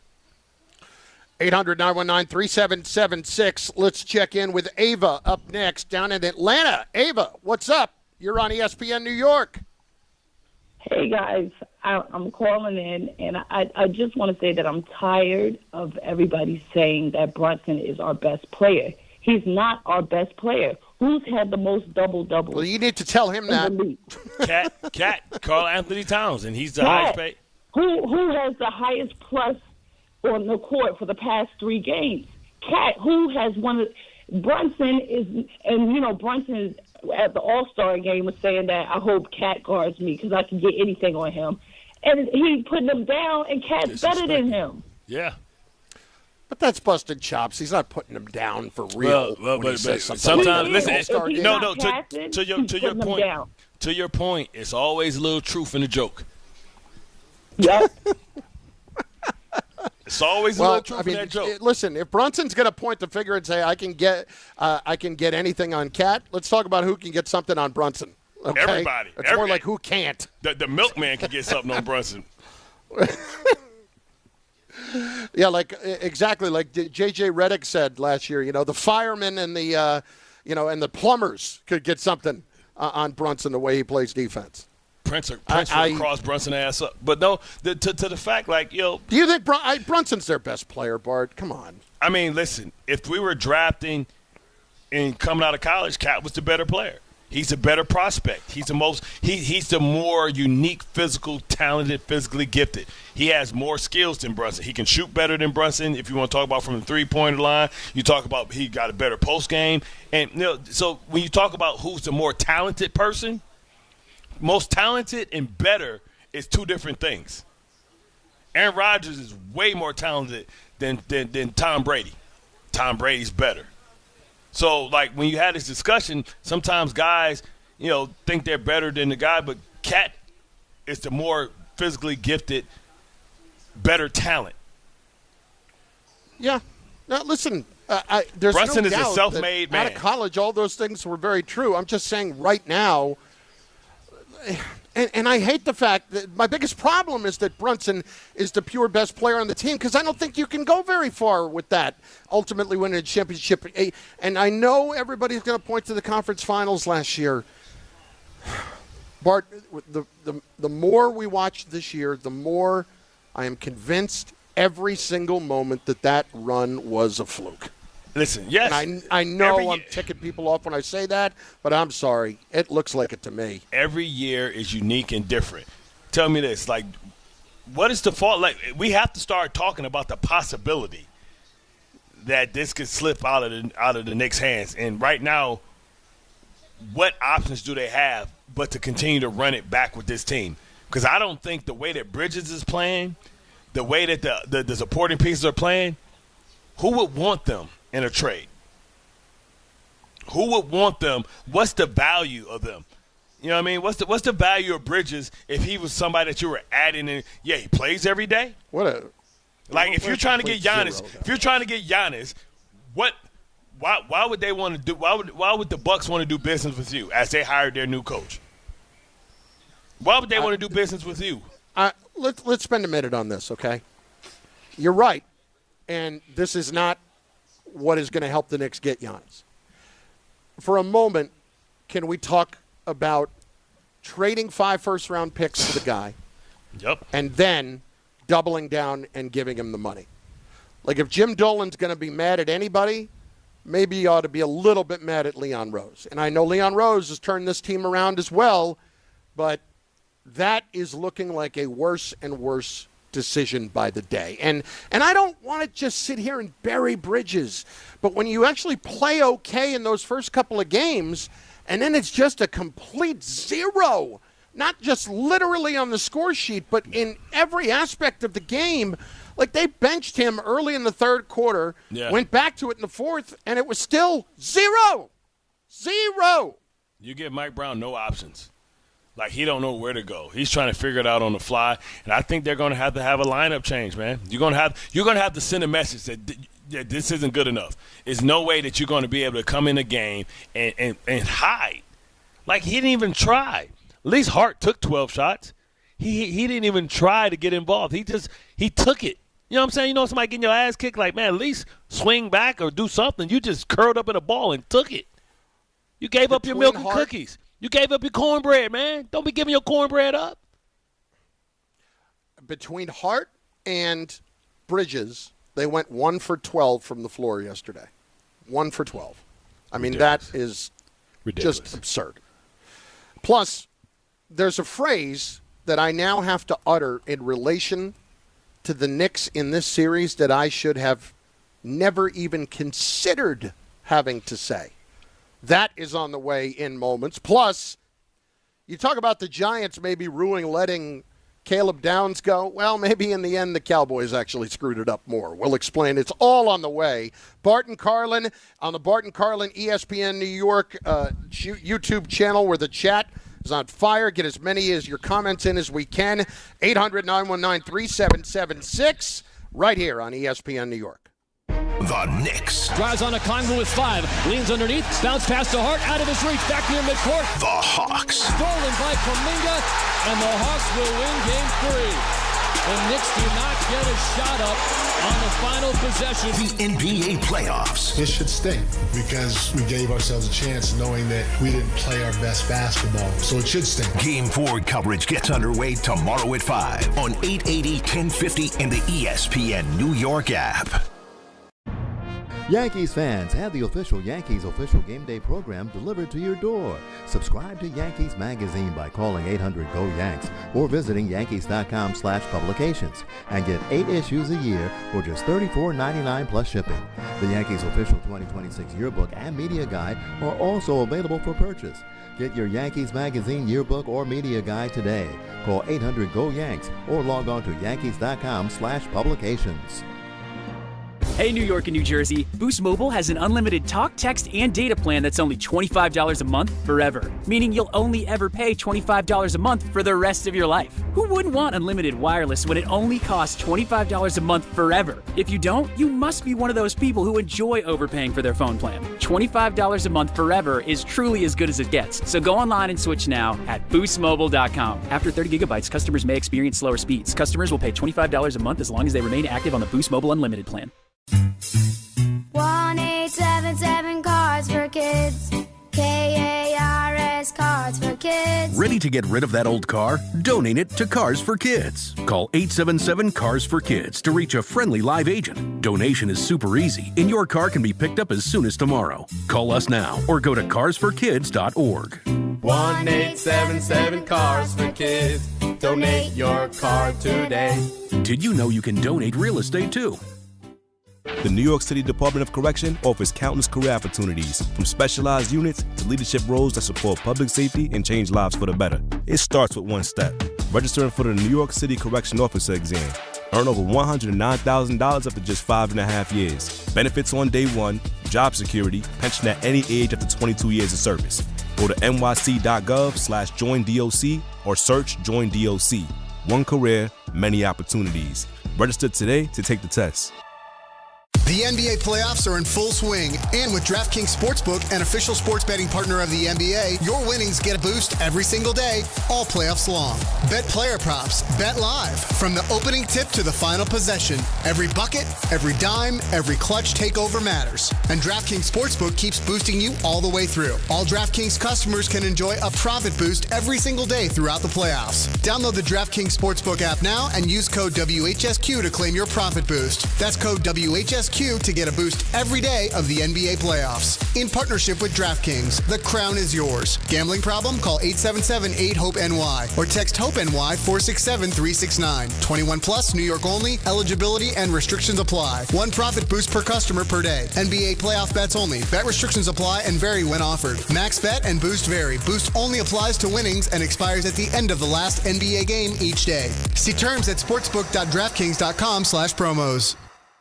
Evan Cohen here. Did you know the average employer sorts through about 250 resumes for one job opening? That's a lot of time reviewing applications. Well, if you're hiring, here's good news. You can now review resumes and applications faster thanks to ZipRecruiter. With ZipRecruiter's new feature, qualified candidates who are very interested in your job show up at the top of your list. No wonder ZipRecruiter is the #1 rated hiring site based on G2. Try it for free at ZipRecruiter.com/sports. That's ZipRecruiter.com/sports.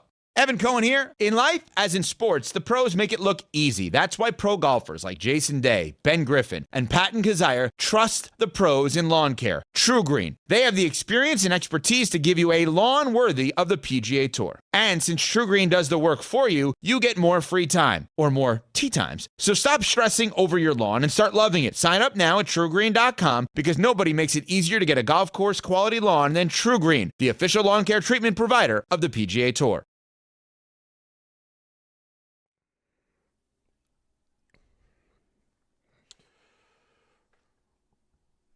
Bart and Carlin, ESPN New York YouTube channel. Game time brought to you by Tullamore Dew Irish Whiskey. Because when it's game time, it's Tully time, my friends. 7 o'clock tonight, 7:10 to be exact. Mets hosting the Rockies. Coverage begins on 880 ESPN New York, starting at 6:30. 8:10, Yankees begin their weekend series in Houston, facing the Astros off that sweep of Boston. Tullamore Dew is the original triple distilled, triple blended, triple cask matured Irish whiskey. Be sure to grab a Tullamore Dew or try the new Tullamore Dew Honey during today's action. Glasses up to enjoying Tullamore Dew responsibly. We continue on some of the chats over on ESPN New York on the YouTube channel. Brown doesn't know his bed. Yeah, Pluto Nash. I'm not sure that I should read that or not. I'm not positive. Pluto. Brown doesn't know his foot from his head, basically.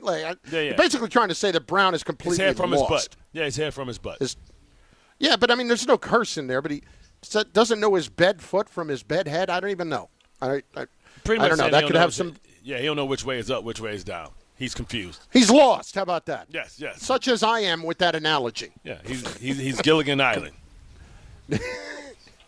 Let us get to a little sideline to sideline with Tom Bauer. It's going to happen. This is Sideline to Sideline. Go. With Bart and Carlin. Well, boys. I think we can only know. Oh, hello, Timothy. Oh, hello, Chris. How's Pittsburgh treating you? Did you go to Kennywood? Did not go to the Kennywood, which is an amusement park out here. Sure, I haven't had time. This is not a fun trip, Tom. This is not a fun trip. What, the NFL draft can't be fun? They give you no. They give you no downtime. I've been with Carlin's been. They give you no downtime. Like, bro, can I have some time to myself? This ain't supposed to be for 24 damn hours. I'm supposed to 8-hour shifts, son. They want you, hey, check in, sound check. Let's go over there. No, I see what I see. This ain't my first time doing the damn draft. We didn't work together last year, Craig. They don't even give you like a canoe ride on the Allegheny? No, I haven't even been close to the river outside of being over at the stadium. Other than that, I haven't enjoyed the sights and sounds. I had a nice lunch yesterday. Did not go to Primanti Brothers. Bart, it was twofold for me. Wow. Primanti Brothers is the famous place in Pittsburgh where they put like coleslaw on all their sandwiches and stuff. They got the Big Ben. Do they have a Big Ben? They have that there, but the line at Primanti Brothers was too long. And also, I'm not going to lie, I have been there one time before. Yeah. And let's just say, well, A, I didn't love it to begin with, but B, later I really didn't love it, and I didn't want to put myself in a bad situation in round one. Can we get a Carlin's Corner while you're there? Can we get a Carlin's Corner? Yes, I thought about it. You know what I really wanted to do? The Carlin's Corner with Tannenbaum yesterday. Yes. Like I would have been in, like I want to see Mike try something the kosher that we're going to do. The kosher meal. No. It was more like I wanted to get Mike from, he wanted to go to Primanti Brothers too. And the line was just too long, so we didn't end up doing it. You couldn't ask Max Starks to make a call? What the hell is he here for? If he can't hook you up in his own time, what the hell, Max Starks? But I'll tell you what. I'm calling Max. This is one of these towns, though, Bart, where Max Starks is a god. Yes, that's what I'm saying. The hell are we talking about? What are friends and for? Max was a really good player, but you win 2 Super Bowls in this town. Yes. Like, when he comes to town, Max is better than having, what do you call it? The police lights on top of the car. Exactly. When you have him in the car, you can get anywhere. You got to utilize Tom. that, Chris. All right, enough shenanigans. Primanti Brothers is overrated. Let's get on to the NFL draft. I don't disagree, and I know that's heresy in this town. And you're right. So I'm going to start locally here because there was a Kenyon Sadiq. Great pick by the Jets at 16. I think that's pretty universally agreed upon, at least on this show. There was a little confusion, though, from Sadiq's part when he got the call from the Jets. This one courtesy of the Jets' social media page. Kenyon, how you doing? This is Darren Muji with the New York Jets. I'm doing good. How are you? You doing good? We're going to pick you right here and make you a New York Jet. Okay, I appreciate it. Yeah, you excited about that? You can come here and be a weapon for us, all right? I'm going to hand you over to head coach AG. Thank you. Ken, how you doing, buddy? I'm doing good. I'm excited, coach. Man, good. We're excited too, man. Listen, we're going to bring you up here. You're going to be a huge weapon for us, all right? Yeah. I think it's going to be a prank call for a second. But no, I appreciate it. No, we're not pranking you, brother. No, you're going to be a Jet. Trust me on that, man. You've been a target for us for a while. The guy who pranked Shadur Sanders, that I think that ruined it for everybody. Well, that was over. But did he sound like he felt like he was hoping he was pranked? Well, maybe that changes when he shows up. I was listening to that boy like, I thought it was a prank call, Coach. Is it? But no, it's not. Can it be? You know what happened though with these picks, specifically Sadiq and with Cooper, it made this a lot more attractive for whoever the quarterback is in the draft next year that the Jets might be looking to get. Even Manny, even Peyton can't hate on this. He can't say, he can't. They can run the ball, they can protect you, and by the way, they got weapons that are young that's going to be there with you for the next 4 years. You got Garrett Wilson, you got I-9 Mitchell, you got Cooper, you got young dudes that you've played against and seen. These are your peers now. You know what I'm saying? Arch played and saw them play. Well, not assuming that it's Arch. We got 3 first-round draft picks. I want to feel like it could be somebody landlocked, but they'll get a top 3 quarterback. Next. Well, so Chris, you teased this one going to break here. The Eagles and the Cowboys, they made a little round 1 trade, didn't they? I could not believe that the Cowboys and the Eagles made a trade, and that Jerry let the Eagles come up and get who they wanted to get. I mean, that's unbelievable to me, and it ends up being Mekhi Lemon, who is going to be a great slot receiver in the league. You want to know what Jerry thinking is? One, I got to get what I got to get, but anything that gets A.J. Brown out of this damn division, here you go. Go ahead and get Lemon. Go ahead and get Lemon. He ain't A.J. So thank you very much. Here you go. Well, it's certainly locked down that A.J.'s gone for damn sure. They got like 13 receivers on their roster now. It's odd. Jordan Reed was making the point after the game last night, or after the draft last night as we were walking back. He's like, they have got the oddest receiver room in the league right now. Yes. That's how you know that some of them going to be up for sale. But the crazy part is, the A.J. Brown, the compensation got to be 2027, which is that what teams want. And I'll tell you what else. I mean, Tom, do you have the other sound as well with Mekhi Lemon getting the call from the Eagles? I was just about to throw to that, Chris. So please go ahead, because this was absolutely soul-crushing for me. Yes, and I love who they jumped, by the way, because it's wonderful. So this is Mekhi Lemon. He's on the phone with another team right before the in Eagles Pennsylvania. Him. Oh, you bet. Let's go. Let's go. Hey, why Philly come? Oh, Philly just traded for you. I love it. This is Philly. They just traded for you. Philly's picking So you the audio's a little rough, but that guy on the phone first, that was Omar Khan of the Steelers. Yes, that's funny. Omar Khan of the Steelers was on the phone with Lemon because they were picking 21, and he thought that they had Lemon locked down already. And it turns out that they didn't. And you heard him say, hey, why is Philly calling me right now? Hey, you know what's You're funny? killing me. Listen, he landed in a better place because having to deal with Aaron Rodgers and what's going to be the quarterback of the future after that next year, he dodged a bullet. He's in the right state. Wrong city. I would not be surprised, and I don't think we did last night. I would not be surprised if Aaron Rodgers shows up on McAfee today, who, by the way, still has not made a decision as to whether or not he's going to be here, which we all think he's going to be here, but we need to make sure to get all the attention that we can in the meantime. They're going to announce it right before the start. What time does the draft start today? 7 o'clock. 6:30. He'll announce it, yeah. By the way, I met the McAfee guys the other night. I met Pat McAfee the other night for the first time. Oh, for real? He's that whole crew. He was a very funny guy and very entertaining. And I'm sitting there, and of course I'm telling him about how he crushed me in 2006 when Rutgers lost to West Virginia in the last game of the year. Would have gone to the Orange Bowl. And Pat's just giving me a blank stare in my face, and I'm like, you really look broken up over that, huh? And he's like, yeah, no, I'm sorry. Got to lose that game. Yeah, he was funny. Not showing any sympathy for me whatsoever. Yeah, he's a dude. He reminds me of like the frat that was on the Revenge of the Nerds. Him and his crew. But he, you know what? Really nice guy. Oh, yeah. I have to say, real. And the guys that Boston Connor and Ty met, all those guys, they're good dudes. Ty's a huge Yankee fan. He's from Iowa. And his whole family were Yankee fans. Anyway, yeah, it was good. It was nice meeting those guys. Way to step on a limb, be a Yankee fan. It shows no character. I'm in Iowa. I'm a Yankee fan.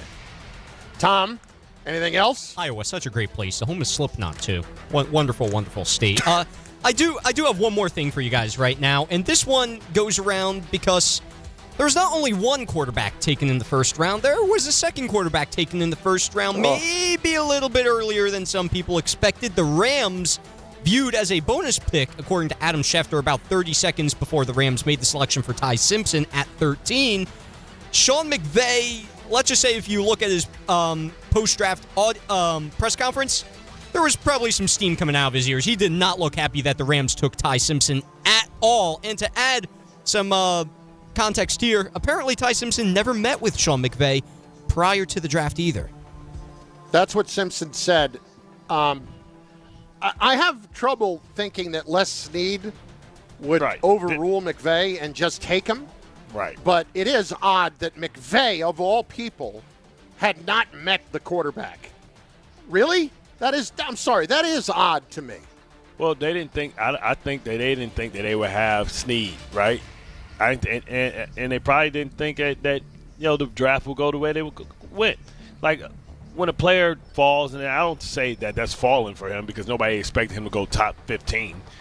We thought that maybe Pittsburgh was the first spot, or maybe Arizona was a spot. We thought Arizona may move down to take him, and they probably tried to move down, but nobody would work with them, and they decided to go ahead and take Jeremiah Love. But it's not uncommon for guys to not meet with people. I'm sure they were aware of him, and they thought that maybe that was a position of need. This team is a team that, ultimately if they fall short, they're going to say, hey, man, you could have got a guy that could have helped contribute this year. But, you have to start looking towards the future. When Patrick Mahomes was taken, Alex Smith was, in my opinion, at the height of his superpowers. When Aaron Rodgers was taken, Brett Favre was still good. Right? It just happens like that sometimes. And when you have an opportunity to pick 13th, I don't think the Rams will ever pick 13th again. They're too good. They're too good of a team. So, this is your chance. I understand, but they'll never pick 13th again. But it could have been somebody that would have helped them right away to go win another one right away. But if the Rams picked Lemon, you don't know what's going on with Nakua. That's a bit of a situation. And then Devontae Adams is, down the line here, and this is probably it after this year. Okay, and they lost Tutu Atwell and so forth and so on. But I remember a time as well where a guy named Cooper Kupp came. I don't remember him being a first-round draft pick. Puka Nacua, what is he, a fifth-round draft pick? Do they still have fifth-round draft picks? Do they still have second-round draft picks? Do they still have third-round draft picks? So they still have draft picks to do what they always do, which is get receivers that we never heard of, we never thought of, and they end up dominating the league. Bart and Carlin, ESPN New York, and on the ESPN New York YouTube channel. But let's be clear about one thing. For Ty Simpson, who I was not terribly high on, but for Ty Simpson, Bart, you could not have ended up in a better spot. Correct. And Phil Simms believed in him. Dan Orlovsky believed in him. Yep. So people that know the position, that know the game, were high on him. So in the future, this could be one of those things like, wow, I can't believe that they transitioned from Matthew Stafford to this. Remember, they went from Jared Goff, who took him to a Super Bowl, to Matthew Stafford. And if he's a guy like you talk about having consistency at the position for 7 years, 10 years, that's a blessing from an organization like us who's been looking for a consistent starter to put together a 3-year run, let alone a 8-year run. Johnny Blaze on the YouTube chat. I'm feeling really good this morning. What about you? Let's go, Jets. Want to hear from you next. 800-919-3776 on why the Jets had a great night and the Giants probably had a very good night. We'll explain. It's all on the table, including the Knicks and that mess in Atlanta. Are you really concerned yet that they're going to lose this series? I'm actually not. It's all coming on ESPN New York and the ESPN New York YouTube channel. Friday with Don, Hahn, and Rosenberg. Stolen by Kuminga, and the Hawks will win Game 3. The Knicks do not get a shot up on the final possession. Another heartbreaking loss for the Knicks. How concerned should we be about them being eliminated in the first round? It should stink because we gave ourselves a chance knowing that we didn't play our best basketball. So it should stink. Don, Hahn, and Rosenberg today at 3 on ESPN New York and streaming live on YouTube. Right now, new FanDuel customers can bet $5 and get $250 in bonus bets if your first bet wins. That's right. Turn $5 into $250 in bonus bets just for getting started. From player props on your favorite stars to all the tools you need to back them up. It's everything you need all in one app. So don't miss your shot. Head to FanDuel.com/local to get started. Right now, new FanDuel customers can bet $5 and get $250 in bonus bets if your first bet wins. That's right. Turn $5 into $250 in bonus bets just for getting started. From player props on your favorite stars to all the tools you need to back them up. FanDuel, official partner of the NBA. 21 plus and physically present in New York. First online real money wager only. $5 first deposit required. Bonus issued as non-withdrawable bonus bets, which expire 7 days after receipt. Restrictions apply. See terms at sportsbook.fanduel.com. Felt with a gambling problem, call 1-877-8-HOPE-NY or text HOPE-NY. That's 467-369. Life is motion, but for Jaime, debilitating pain in both hips brought everything, including family time, to a halt. Every doctor told me the same thing. They would do one hip at a time. At White Plains Hospital, Dr. Jacob Totka's unique expertise provided an alternate approach by replacing both of Jaime's hips on the same day. In just 2 hours, I got 2 new hips, and I went home that day. White Plains Hospital, among the best hospitals anywhere that just so happens to be here. A member of the Montefiore Health System. Want to earn extra revenue for your business? Amazon Hub Delivery is looking for local business owners to assist with deliveries. When you become a partner, you and your staff will deliver packages to customers in your area on a schedule that works for you. With each package delivered, you'll gain extra revenue and exposure for your business. Plus, Amazon Hub Delivery makes it easy to get started. There's no upfront cost, delivery experience, or long-term contracts required. Sign up to learn more at amazon.com/hub delivery. That's amazon.com/HUB delivery. This is Rick Brunson, the assistant coach from the New York Knicks. I'll be driving to our games this season in style in my new Jeep Gladiator from Princeton Jeep. My friends at Princeton Jeep gave me all-star treatment, and you can expect the same thing. Just mention I sent you, and they'll treat you like family. Princeton Jeep has tons of inventory and great deals on new vehicles. Visit Princeton Jeep at 1045 State Road in Princeton, New Jersey, or online at PrincetonJeeps.com and tell them Rick Brunson sent you. My name is Christine, and I'm a widow. My husband, Ryan, was a healthy 34-year-old, and 3 months later, he was gone. Thankfully, he had life insurance. Ethos made it so easy. You can get a quote in seconds, apply in minutes, and get same-day coverage. 100% online, no medical exam. Life insurance didn't take away the loss, but it did give us the space to just grieve. Get your free quote at ethos.com/game. Ethos.com/game. Paid spokesperson. Time spent on application may vary. Online health questions required. Evan Cohen here. Game day brings the excitement. Your stay should feel just as memorable. With Marriott Bonvoy, official hotel partner of the NCAA and U.S. Soccer, you're connected to a portfolio of brands designed for how you travel. Some offer complimentary breakfast, others give you room to spread out, space to stay productive, or extended stay comforts. So whether you're a traveling fan or part of the team, Marriott Bonvoy celebrates the moments that live on before and after the game. Marriott Bonvoy, where game day checks in. The Knicks are in the playoffs and working toward their ultimate goal. The 2025 NBA Cup champions, your New York Knicks. Will this be the year the Knicks punch their ticket to the NBA Finals? The Knicks have much bigger goals at the end of the year. Step back three with 5 seconds. He got it! Jalen Brunson steps back and puts the Knicks in front.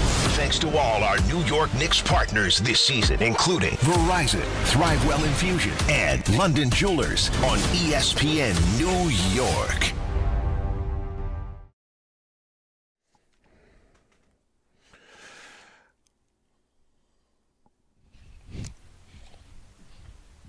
California. 800-919-3776. Go. Knows Let it fly. how to It's Friday. California knows how to party in the city. LA. Shout out to Roger, man. We ain't got Roger. I don't know if you heard yesterday, but we lost Raymond, and that means nothing to you, Carlin, but yesterday it was a big hit on the show. I did not. I don't even know what you're talking about. Who we lose? You didn't just give up Raymond, did you? Raymond dead as hell, so it don't even matter. For the context there, Chris, Raymond was Bart's uncle? No, my friend. Okay. I saw a tweet about it. But when you every time, here's the thing. Every time you say Raymond, I think white man can't jump. Right. Raymond was my. No. I'm gonna kill all y'all. Raymond was my mama's friend. Shoot everybody. Raymond was my mama's friend. Was a drug dealer that gave my mama food stamps so we can get extra food because he would sell crack for food stamps. And then sometimes we would exchange it. But they was like, man, I hope you didn't just tell and get Raymond in trouble. I said, man, Raymond dead as hell, man. Like, I ain't snitching. They can't come arrest him for drug paraphernalia and for food stamp fraud. But like $500 to get you $700, $800 in food stamp money. So if you only buying food, who cares?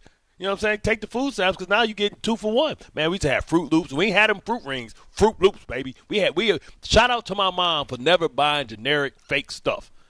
If you can't afford Captain Crunch, then we ain't buying Captain Crunch. But you did. Listen, I'm not calling out your mom, but you did have King Vitamin. But King Vitamin wasn't Focus Hope. That was a legitimate thing. It was just not as good.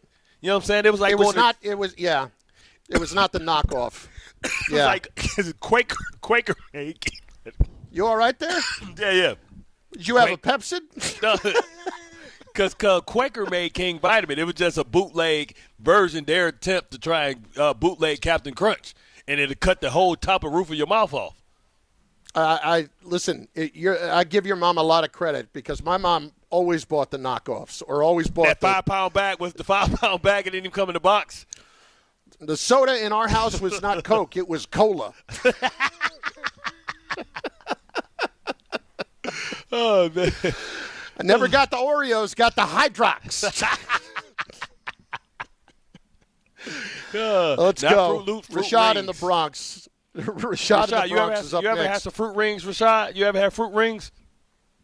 I remember fruit rings back in the day, yes. I remember all the generic brands, yeah. But the sad thing is, they all taste the same. It's not even a no, big hell difference. no. I'm not letting you get away with that, Raymond. You lied to I'm not going to let you besmirch the good name of Captain Crunch like that. Raymond, you lied to yourself, Raymond. It was not the same. Man, you put them fruit rings in there, them things float to the bottom of the bowl and be soggy in 2 seconds. You got to put it in your mouth and sip your milk. You can't even let it sit in the milk. but I'm gonna talk. I talk about the Knicks. So Bridges, my guy Bridges, you're the reason why Brown is Mike Thibodeau's not here, and you don't show up and not show up, and you gonna have 0 points.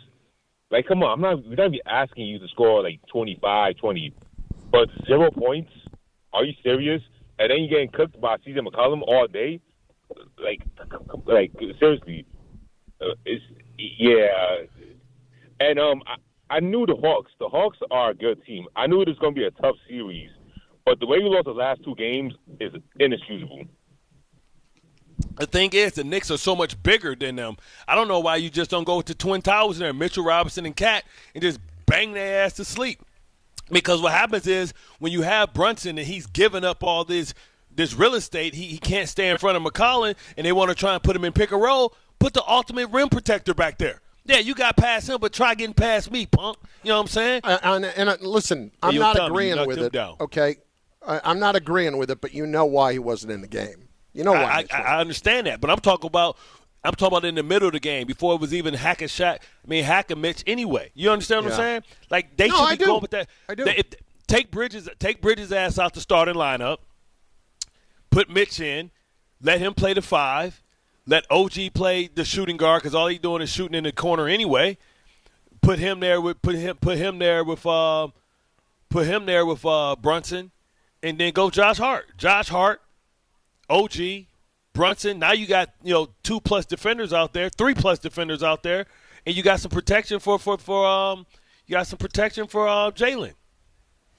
Bart and Carlin, ESPN New York. More on the Knicks in this mess in a moment. Ian Begley joins us to tell us just how much trouble they are in on ESPN New York and the ESPN New York YouTube channel. The Knicks. Drives on a Congo with 5. Leans underneath. Bounce pass to Hart. Out of his reach. Back near midcourt. The Hawks. Stolen by Kuminga. And the Hawks will win Game 3. The Knicks do not get a shot up on the final possession. The NBA playoffs. This should stink because we gave ourselves a chance knowing that we didn't play our best basketball. So it should stink. Game 4 coverage gets underway tomorrow at 5 on 880, 1050 and the ESPN New York app. Hey, it's Alan Hahn. Rings End is your locally owned Benjamin Moore retailer. They're your store for quality with a full line of brilliant and durable Benjamin Moore paints. They're your store for inspiration with thousands of colors and a variety of sheens. And Rings End is your store for expertise with one-on-one advice for contractors and homeowners. Insist on Benjamin Moore paint from Rings End because the gorgeous color you love can't be matched in another brand of paint.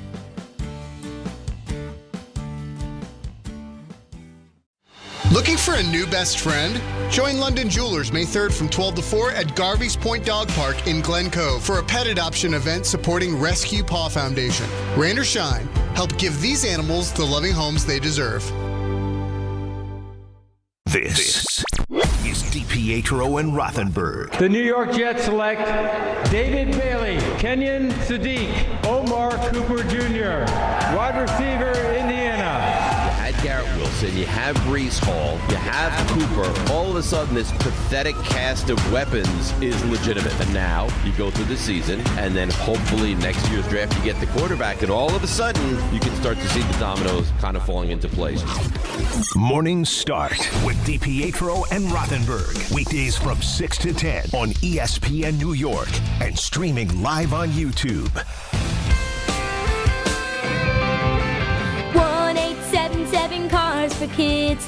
KARS Cars for Kids. 1-877 Cars for Kids. Donate your car today.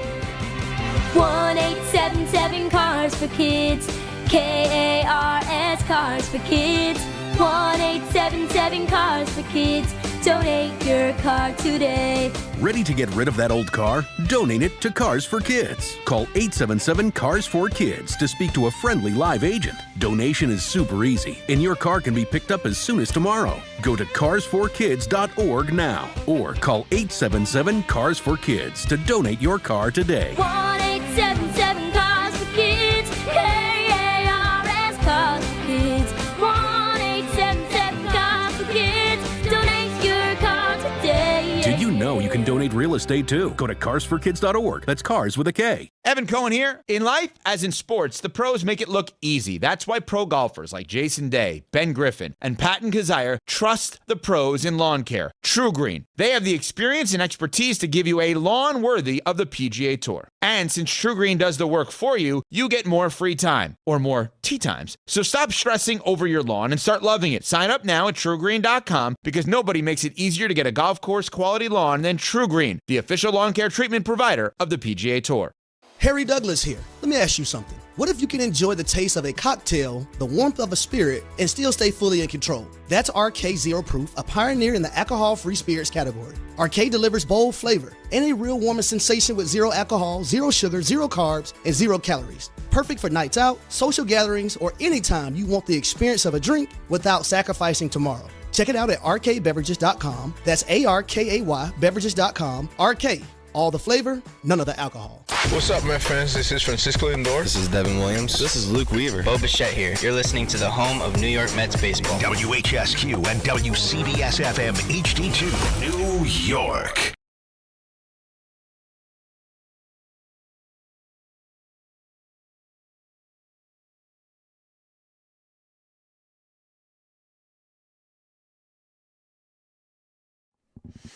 That it is an ugly, ugly night for the Knicks, a great night for the Jets, and at the very least, a very good night for the Giants.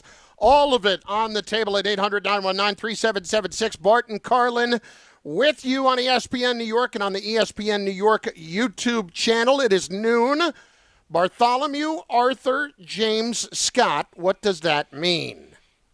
It's the power hour, hour, hour, hour, hour, hour, hour, hour, hour, hour, hour, hour, hour. It's the power hour and effing Fridays all at the same damn time. It's freaking Fridays, feel good Fridays, and also because of the Knicks, it's Sorrow Fridays. So in essence, I need to do two because the power hour was for the Giants and the Jets, and for the Knicks, it's the sour hour, hour, hour, hour, hour, hour, hour, hour, hour, hour. Bridges, you suck. I hope you just didn't empty the tank for the entire hour. Yeah, I'm lightheaded right now. A lot more coming. Yeah, I'm lightheaded. And we got Ian Begley of SNY joining us right now to talk about the Knicks and that mess in Atlanta.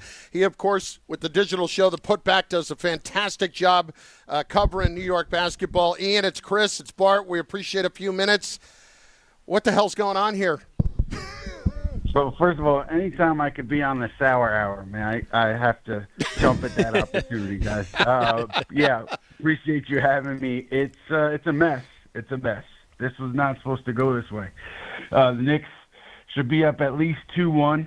They kicked the game, too. It was a winnable game. You know, you have Karl Anthony Towns, Jalen Brunson checking in Fourth quarter, about 8 minutes to go, 9-point lead. That's a game you should win.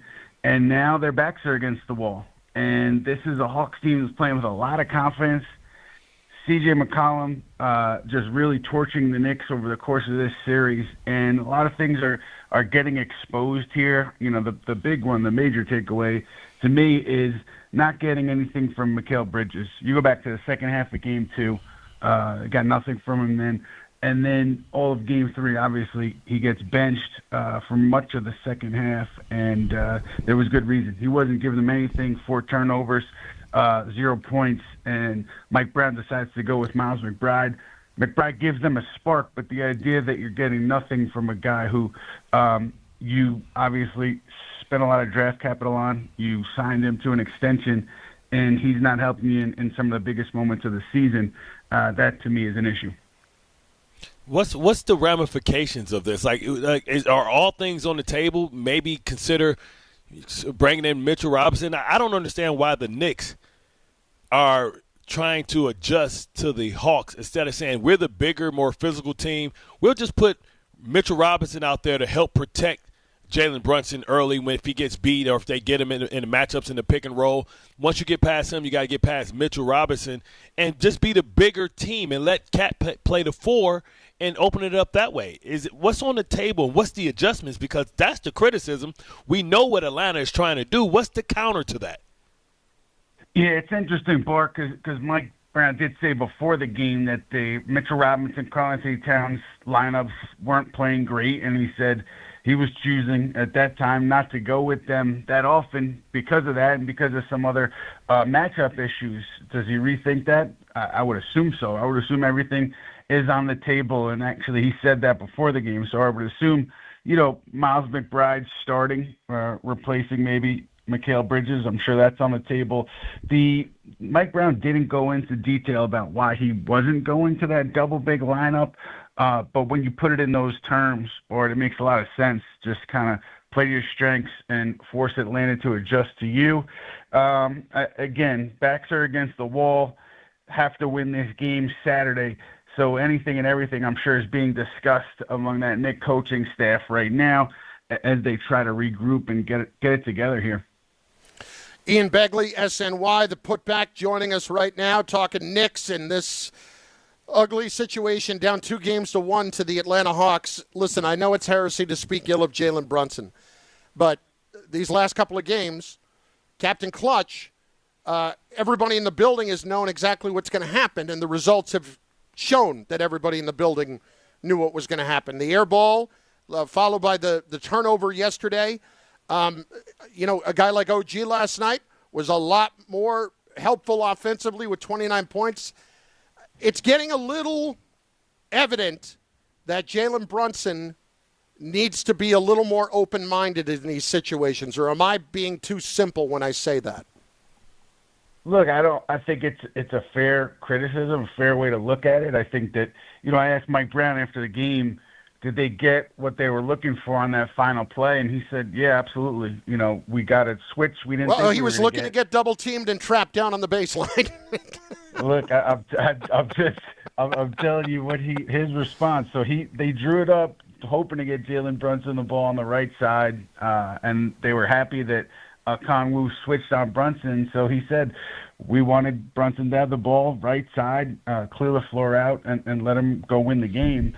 And so that's Mike Brown drawing that play up. So I think, whether it's sure Brunson maybe needs to think about things differently, but it's also, the coaching staff's putting the ball in his hands. So maybe both things need to be tweaked. But I'm going to say this, let's not ignore the idea that the Knicks fell behind by 11, I think, in the first 9 minutes of the game, and Jalen Brunson wasn't taking a ton of shots then, and falling behind by 18 later in the game. And so, you could look at that final play, but so much happens leading up to that doesn't go well that I don't think it's fair just to isolate that. And also, Brunson's delivered so many times in that moment that if I'm ranking the number of issues that led to that loss last night, I'm not putting him near the top of the list. Now, when you talk about adjustments. Is it if they do decide to go with just McBride and don't go with the double big lineup, is it any consideration to maybe just taking the ball out of Brunson's hands and playing him off the ball? Because, the dribble, and then they come up and they double him and take the ball out of his hands. He's literally throwing hand grenades to guys in the corner who have no choice but to jack the shot up, not high percentage shots because they're not in rhythm and flow. But maybe start Alvarado or McBride at the point guard and play Jalen off the ball, because it's not like, they have huge shot blockers, on the Atlanta side. If he plays off the ball, maybe that can get the offense in more of a rhythm early on in the shot clock. I would say Josh Hart has been the guy that's handled the ball with Brunson off the ball. But he can't dribble. Look, I think the decision-making, sometimes it's questionable. He does make plays off the dribble. He does turn it over, but that's their best option because that's the way this roster is constructed. You want to start Alvarado? Yeah, that's a different story. But Miles McBride, he's better off the ball as well. He's not a creator off the dribble, so your options are limited. So having this discussion, I think it's more so roster construction and the options available to Mike Brown than it is, specific decisions that are or not being made. But that's a bigger conversation. In terms of adjustments for Game 4, I'd be surprised if they went with Alvarado at point guard. I think McBride is probably the easier move. And then, best case scenario for them is that unlocks Bridges a little bit, put the ball in his hands, second unit, and maybe he gets going. I mean, that's best case scenario. But dire straits here for New York. This is not a position they expected to be in. Obviously, owner James Dolan did not expect them to be in this position. He was in Atlanta last night. So really backs against the wall for New York here. Ian Begley with us, SNY, of course, covering the Knicks, and tremendous digital show, The Putback, that if you're a Knick fan is a must-watch. Ian, I guess the other thing I'd look at here that would bother me when we go back to the Bridges part is I'm not sure who I'm supposed to blame on this. Do I blame Bridges? Do I blame the Knicks for investing so heavily in him when you go back to the roster construction of not just the picks, but also then paying him? Who exactly is at fault for Bridges not being nearly as consistent as they were counting on him being? Look, the Knicks overvalued him when they traded for him. I think it's as simple as that. It's about the picks that were given up. And Bridges, to me, a fine player if you fit him in a role and ask him to play to his strengths. And the Knicks, they have the opportunity to do that because it's not as if you're asking him to score the ball a ton. They just haven't found a way to get him going consistently. So the first mistake, I think, was overvaluing him, giving up too much draft compensation. And then the second one was just not being able to figure out how to play to his strengths, how to get the best out of him. But if you go back even further, Chris, those first-round picks, right? Knicks having conversations with the Bucks in the offseason about Giannis Antetokounmpo. They put, I think, what they felt was a real offer on the table. And what was missing, I'm sure, was significant draft compensation. Now, you don't have those picks because you gave them away to the Nets to get Mikal Bridges. If you had some of those picks in those conversations with Milwaukee, maybe it's a different story, and maybe Giannis Antetokounmpo ends up a Knick in past offseason, and we're having a different conversation right now.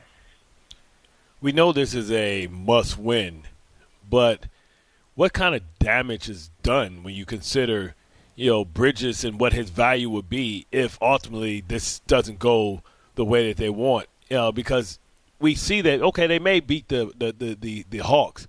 Man, it doesn't look good for the second round. And if that's what the narrative is going to be, what's the ramifications of that? And what options does this team have when Bridges has really devalued what his value is on the market if you were to try and include him in the trade?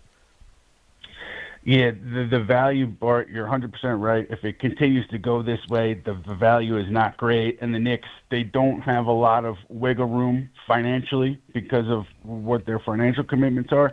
And so you look at their options, and there's not a lot of great options. I mean, Miles McBride, probably your best trade asset there going into the offseason if it continues to go this way.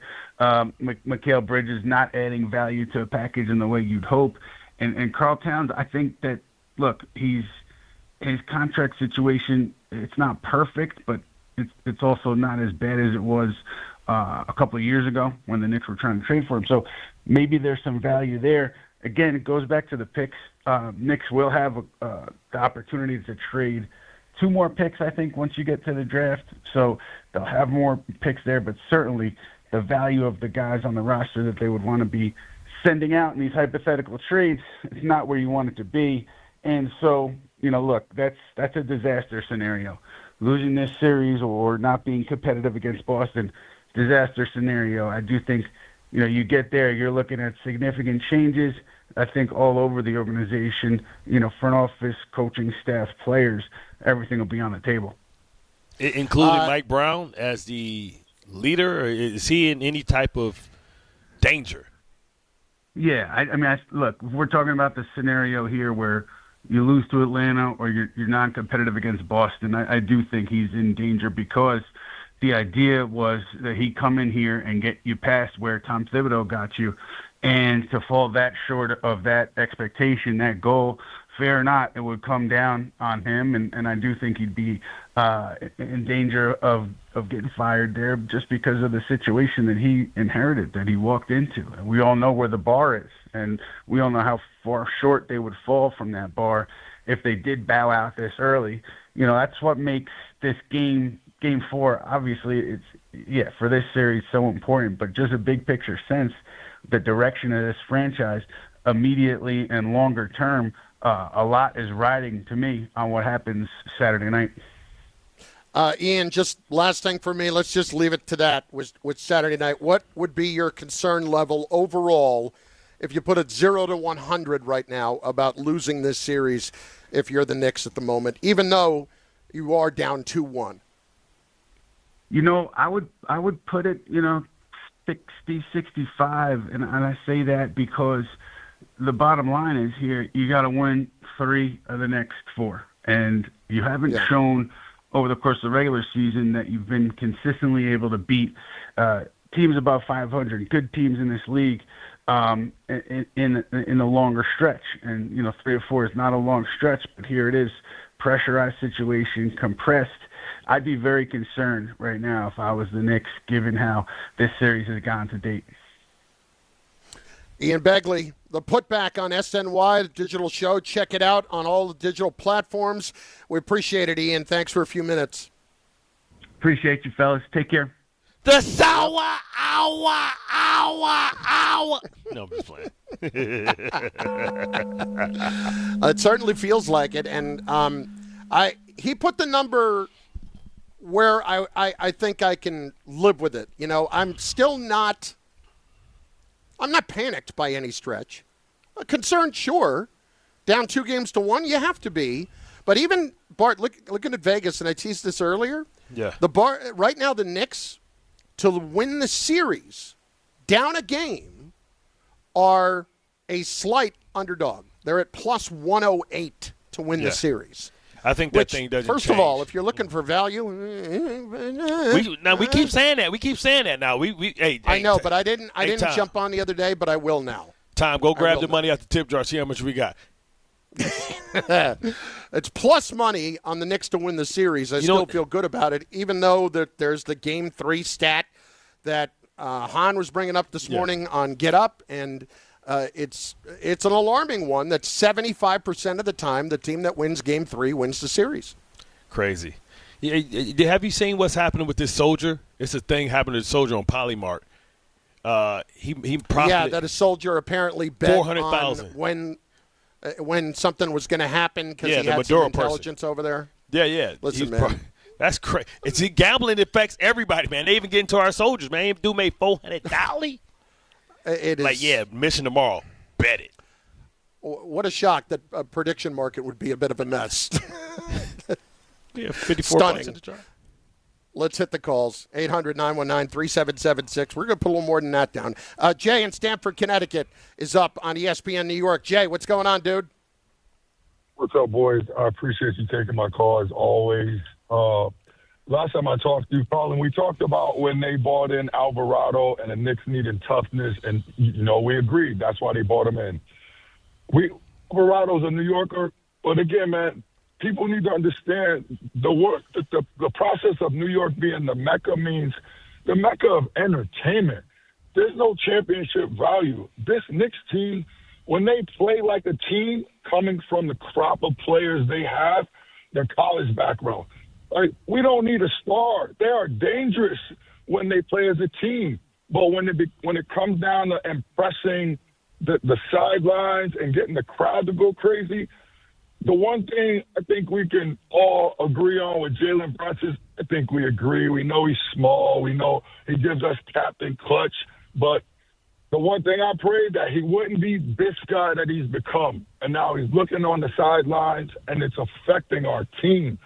I'm not panicking, but, I mean, there's no I in team, as the old thing goes, right, Bart? Ain't no we either. There's an I in panic with this organization. That's the problem with this area. Every star needs to show up instead of us. When is somebody going to be a professional team player and bring it together, no matter who we have? Like, it's frustrating. I've been a New York Knicks listen, fan Jay, since 1986. I understand how frustrating it is. It's tough to watch. Thanks for the call. I mean, it is tough to watch right now, and I know that Ian did not put a big premium on it because we know the level of respect that Jalen Brunson has commanded here.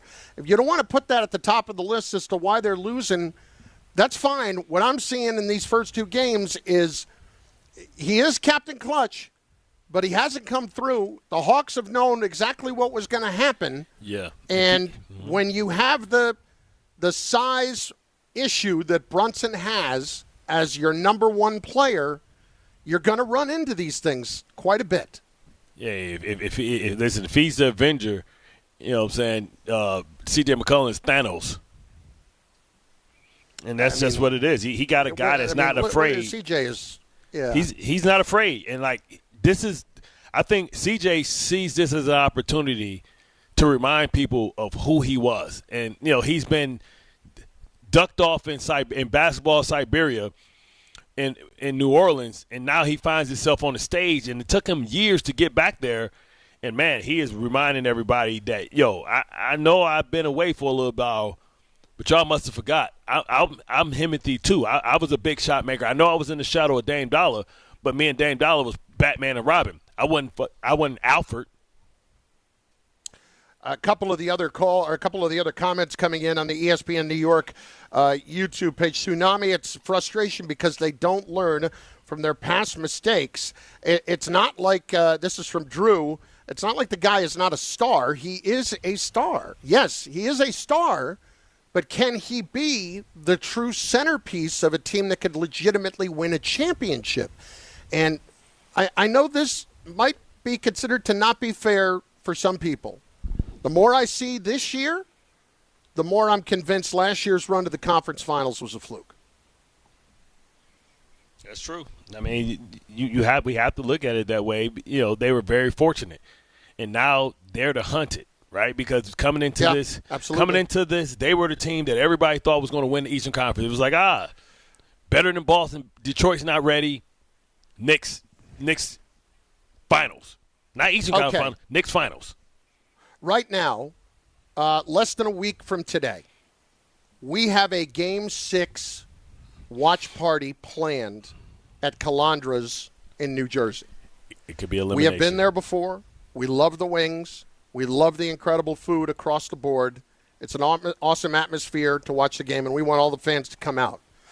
If I had to make you bet right now, what kind of odds would I give you that we did have a Game 6? I mean, I would have to think that there's going to be a Game 6, right? Yeah, I think we have a Game 6, but I think that the Knicks could be facing elimination.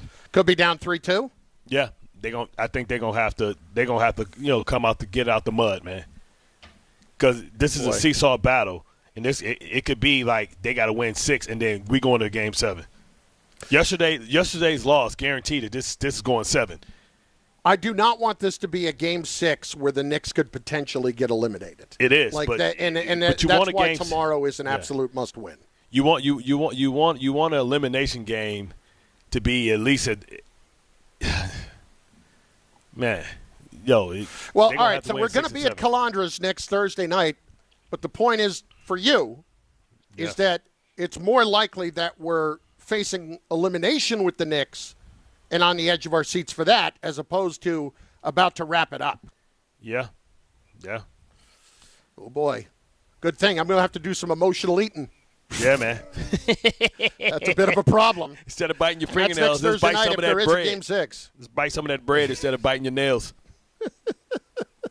800-919-3776. Let us hit Ricardo, Cliffside Park, next on ESPN New York. Ricardo, ¿qué pasa? What's up? Gentlemen, again, I love the energy. Thank you, especially with what I witnessed yesterday. And also, I did buy a ticket to go see Game 2 on Monday. And let me tell you, $817 was not worth the watch. The demise of 3/4 of a 16-point lead go down the drain. Because, again, I think everyone has said it who's been, you guys, we didn't lose that. The Hawks didn't beat us. We lost that game. Now, I've been on the phone for a good hour and 9 minutes listening to you guys, just dissecting, and I love that. Because going back to what was said about the lineup changes, we don't put Mitch Robinson to start. And I got a couple of points really quick. We don't put Mitch Robinson to start because of health issues. Mitch Robinson cannot give us our starting position because at the end of the day, we're going to need him. He was a big factor last year when we played against Boston, okay, especially with the defense. Mitch is great off the bench, and we need that. The problem is, gentlemen, we got 5 guys on the court that are making millions of dollars, and they forgot how to play the pick-and-roll game. Because, again, Towns got a phenomenal three-point shot, right? I trust Towns when he takes the three. So play the pick-and-roll. Whether you play, because nobody, Kuminga can't guard him. Gay can't guard him. Nobody can guard Towns. And the problem is, you set up that pick-and-roll, right? Because, listen, guys, it's like NBA 2K. It's give the ball to Brunson, dribble, he passes it out. Dribble, look for Brunson. It happened yesterday. I called it yesterday, too, as well. Stop jocking the ball. Play the pick-and-roll game. Towns comes out to take the three on the outside and bring the ball in. It's simple basketball. I'm not even an NBA player or coach to sit here and tell you guys that it's simplified basketball. So we can't change layups. We got to stop blaming everybody or blame one person because it's not just Bridges. It's the whole entire team.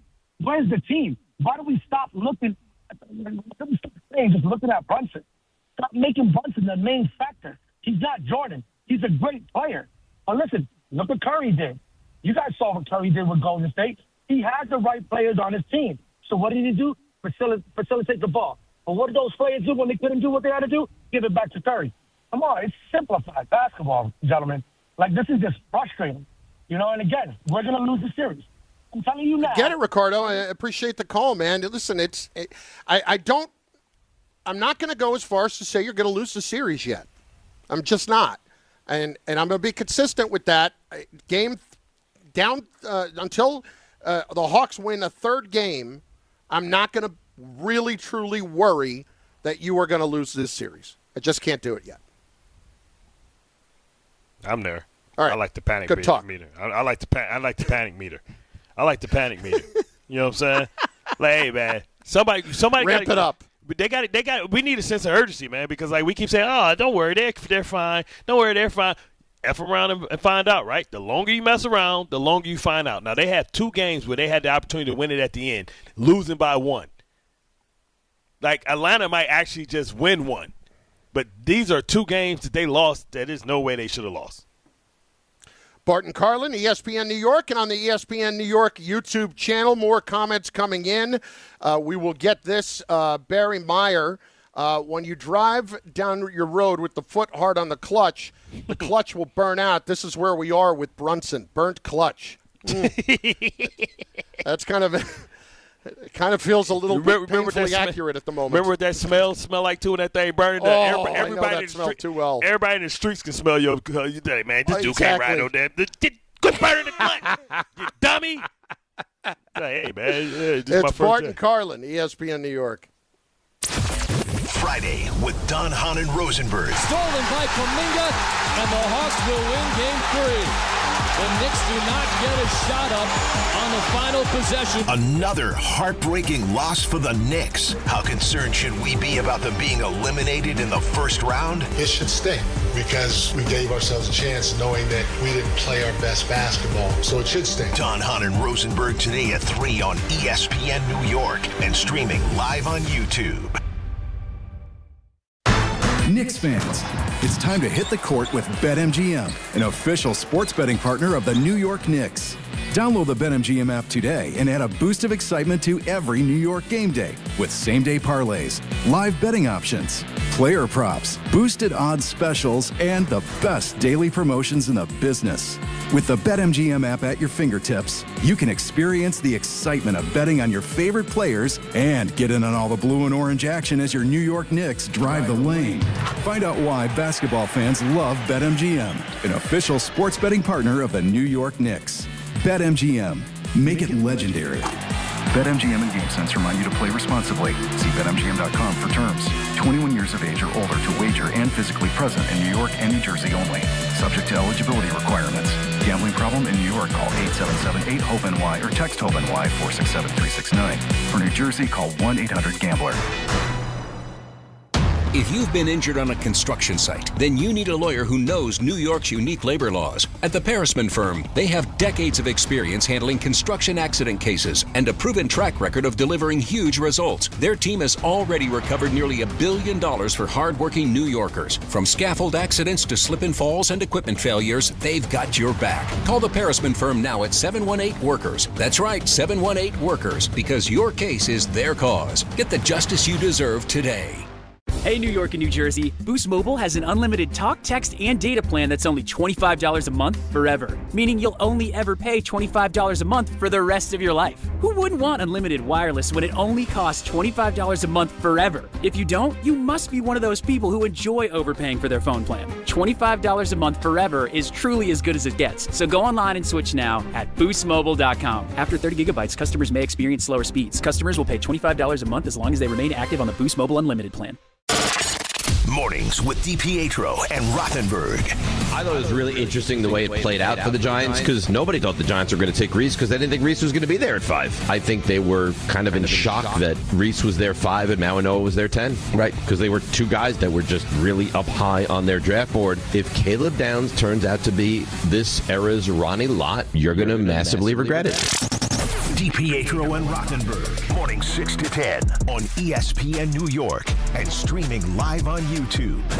Hi, this is Don LaGreca. I'm big on having the right game plan on the ice and at home, which is why I use Viking Pest Control myself as the pest control provider and proud partner of the New Jersey Devils. Viking has been protecting homes for over 45 years with expert pest control service and solutions tailored just for you. From ants and cockroaches to rodents, stinging insects, and backyard mosquitoes, Viking keeps pests out of your house and out of the play. Bundle pest control with mosquito services and save big. One call, one company, total peace of mind. Visit VikingPest.com. Viking Pest Control, protecting your home inside and out. Hey, sports fans, the ESPN app has all of ESPN all in one place. The ESPN app is your home to thousands of live events, ESPN shows, and originals across every ESPN network in service.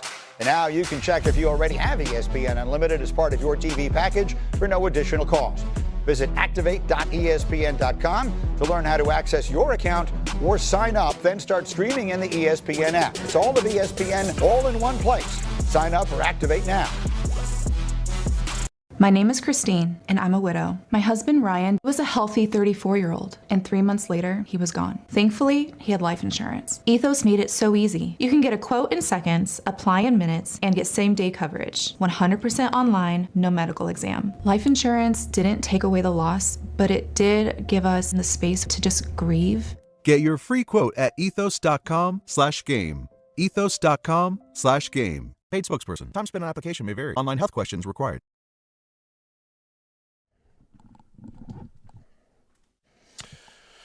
My friends, Knicks fans, join Don, Hahn, and Rosenberg. It is a live broadcast presented by TickPick. It is at Stout, NYC, 2 blocks from the Garden. It's 215 West 35th before Tuesday night's pivotal Game 5. Guys are breaking it all down and getting you ready for tip-off. Stout is an amazing spot. I've been there many, many times, pre-game, post-game, and it never disappoints. Excellent food. Don, Hahn, and Rosenberg live this Tuesday. Scout NYC beginning at 3 p.m.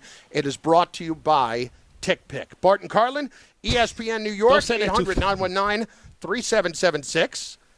Comments coming in on the YouTube channel as well. Bartholomew, let us continue to squeeze into calls. We got feel-good moment of the week coming up, and we got you singing coming up in a few minutes. Yeah, man. Though I got to get that Manuka honey because I was yelling last night because I was so excited, especially when they moved back into the round to get Cooper, baby. I'm not going to lie.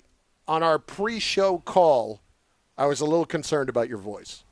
I was a little concerned, but it has held up quite nicely throughout the morning. Yeah. Okay. I would say so. Are you going to sing for us like you sang like Michael Jackson yesterday? What I got to do to get played? He was like, MTV's racist. They won't play my videos. Exactly like that. Where did Bobby you come from, babe? Ooh. You should have been in the Raymond conversation, man. I wish you was in the I'm Raymond sorry I missed it. We can always bring it back. I don't see. All right, I think it's fair to say you and I had very different upbringings. I think it's fair to say that. But I certainly, mine were more aunts than uncles that were like that. Okay. As opposed to like, I didn't have it, but I didn't even have an aunt that would go to those lengths to make sure that I had the right kind of cereal. Oh. You know, like.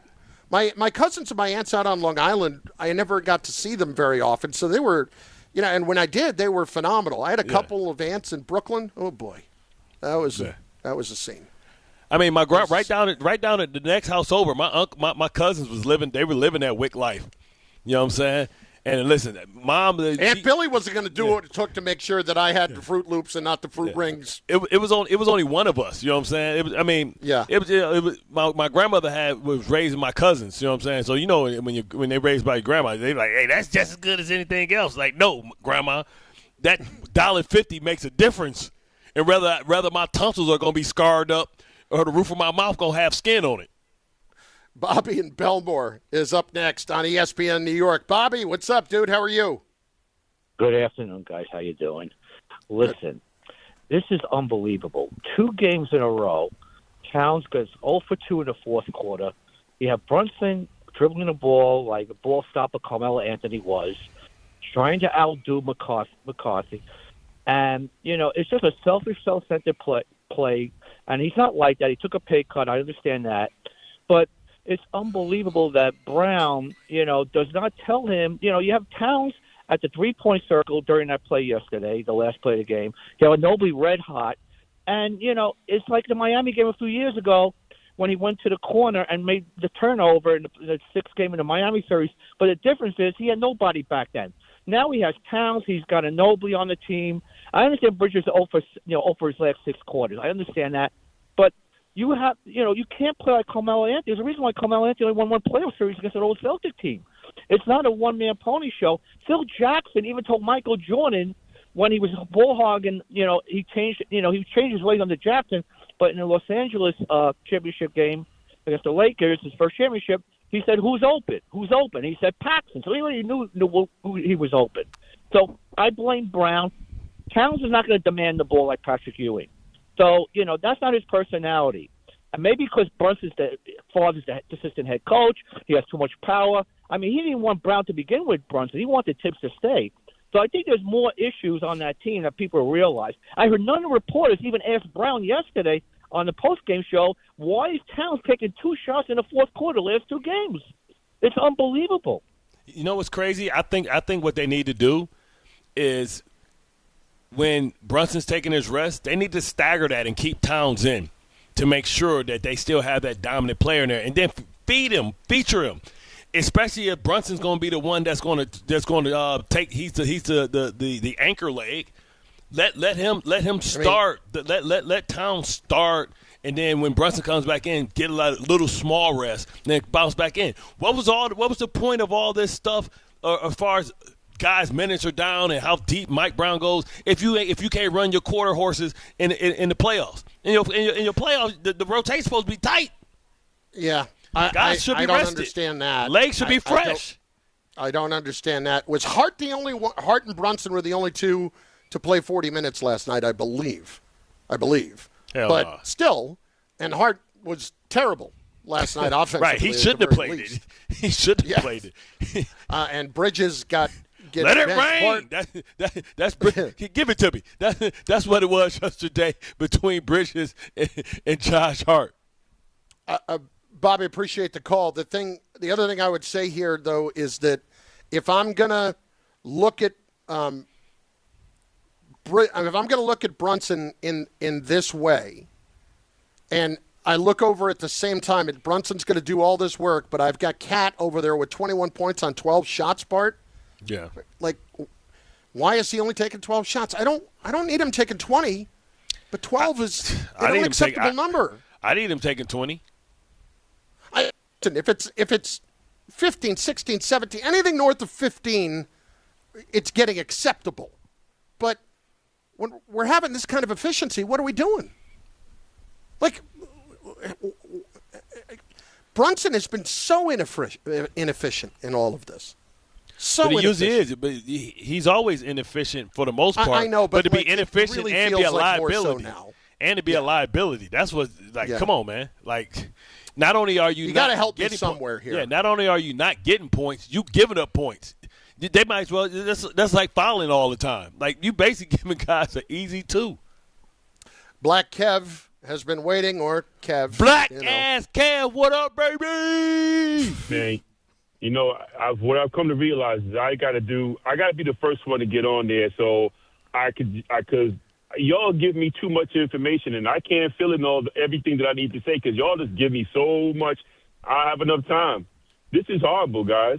Who do you? People are pointing fingers at the wrong guys at times. I give Brown some blame, but hey, Bart, let me ask you a question. Yeah. A lot of times, whenever a GM in NFL and football come in, a GM or the coach comes in, right? What are one of the first things they always say? You got to give him the opportunity to pick his own quarterback, right? Yeah, that's true. You always got to be given the opportunity.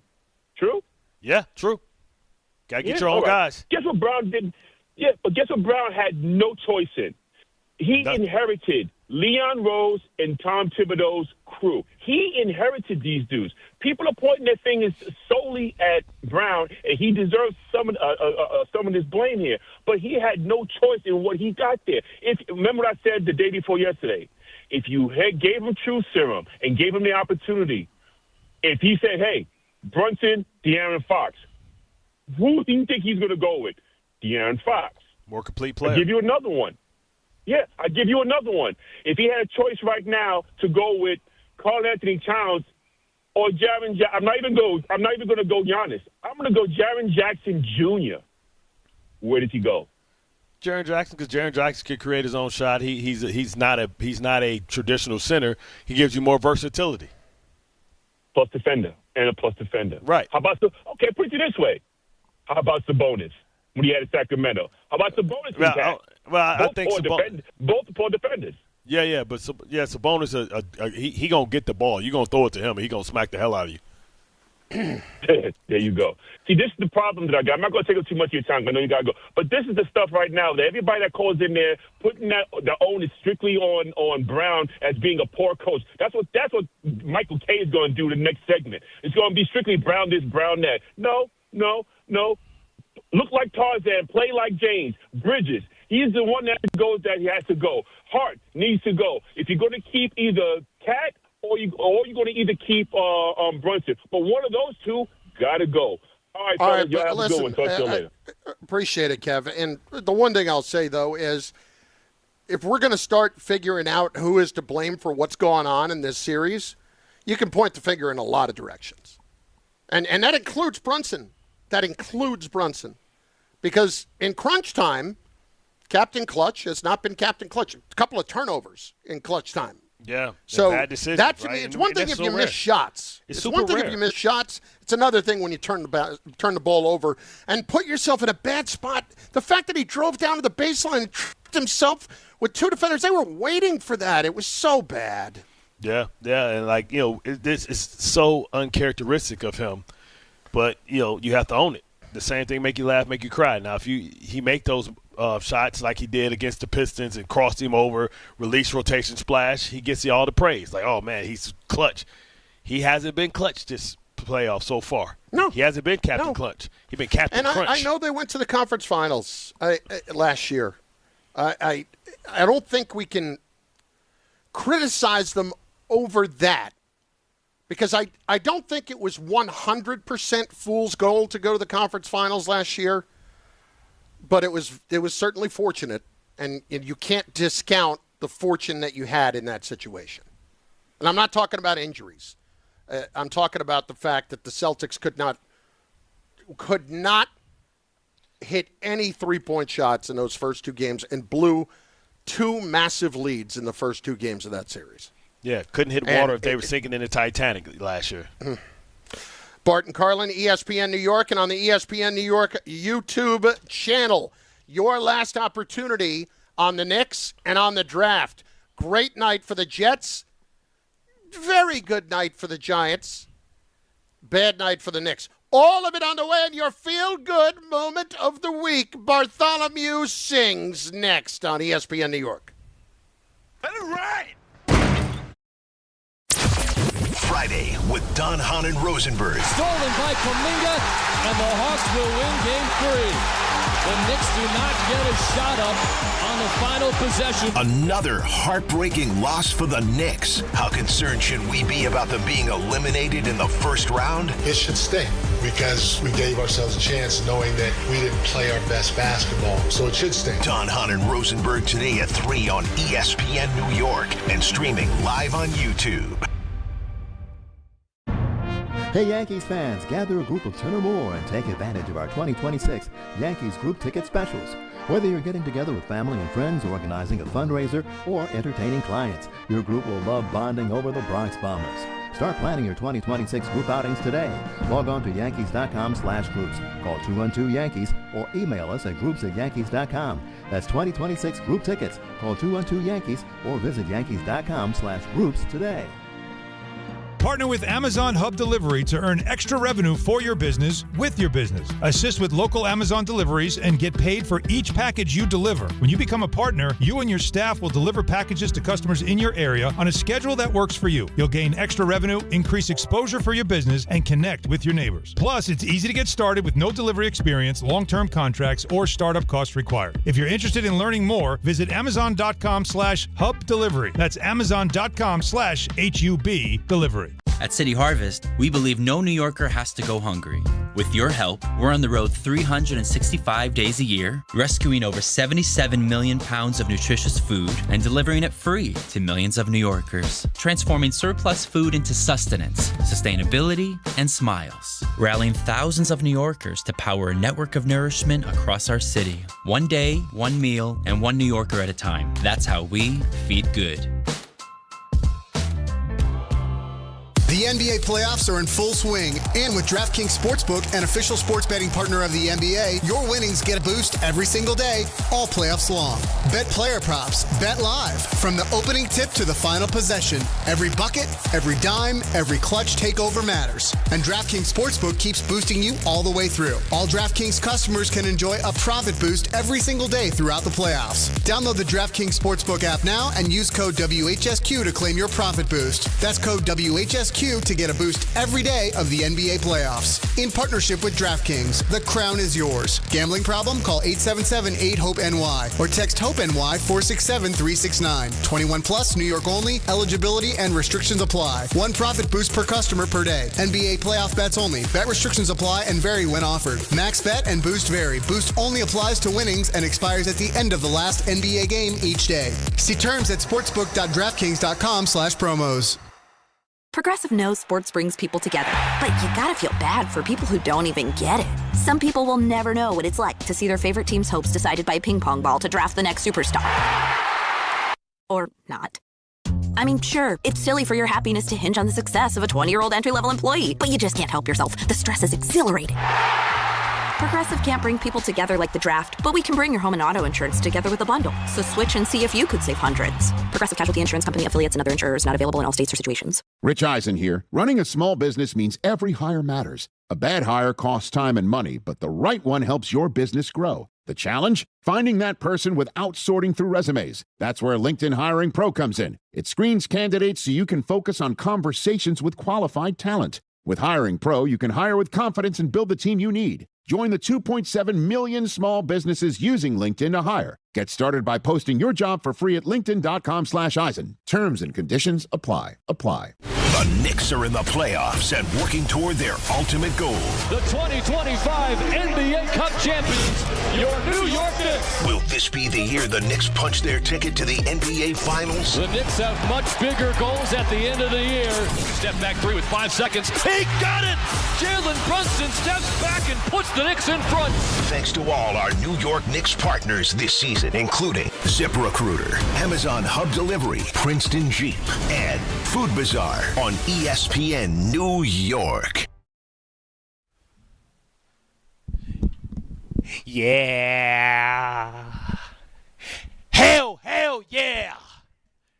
Things are finally getting better around here, and it's a feel-good Friday because we had a good draft. The Knicks didn't help us out, though. Just got paid Friday night. Party's jumping. Feel all right. Moogie's in the kitchen, cooking up the meal. Hardball's going to be the real deal. Jets doing good. Giants too. I don't know what the Mets gonna do. Soto's hurting. Lindor's calf. I want to take my foot and kick him in the ass. Don't pay. Friday night. Party jumping. Feel all right. Yeah, it is freaking Friday, baby, and the weather's starting to get better. We got the plants starting to bud. If you got allergies, I don't care. Get some Benadryl. But I'm happy for the sunshine, the flowers, and all is good. And I tell you what, we still believe in you, Knicks. We going to hold you down, baby. We down like 4 flats. But we need you to go ahead and step it up because it is very important. Vital to the Bart and Carlin show that you guys at least get to the Eastern Conference Finals.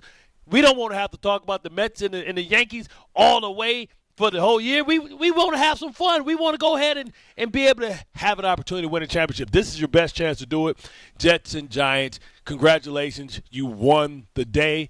Let's see if you can keep it up and finally turn this thing around so that we can be the city of champions all over again.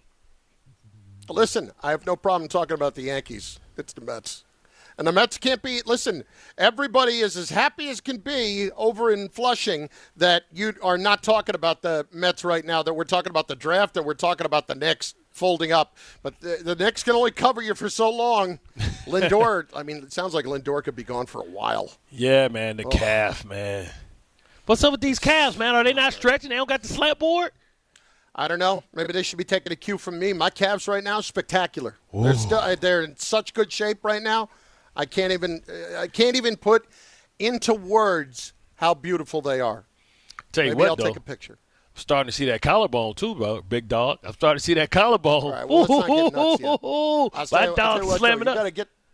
I'm starting to see it. You got to get this camera at the right angle, though, because it's not 2 chins, it's 3. That's because you ain't start chewing yet. That's why. You ain't start chewing. Well, I got the Jawzerciser. We'll do those next week. Yes. You start chewing, we're going to start seeing even more of that collarbone. We might even see an Adam's apple. You know what I'm saying? You know what it's time for, Chris? You know what it's time for? It is time for the feel-good moment of the week, brought to you by Sandwell Institute for Pain Management. Every Friday with Bart and Carlin, we highlight the feel-good moment of the week.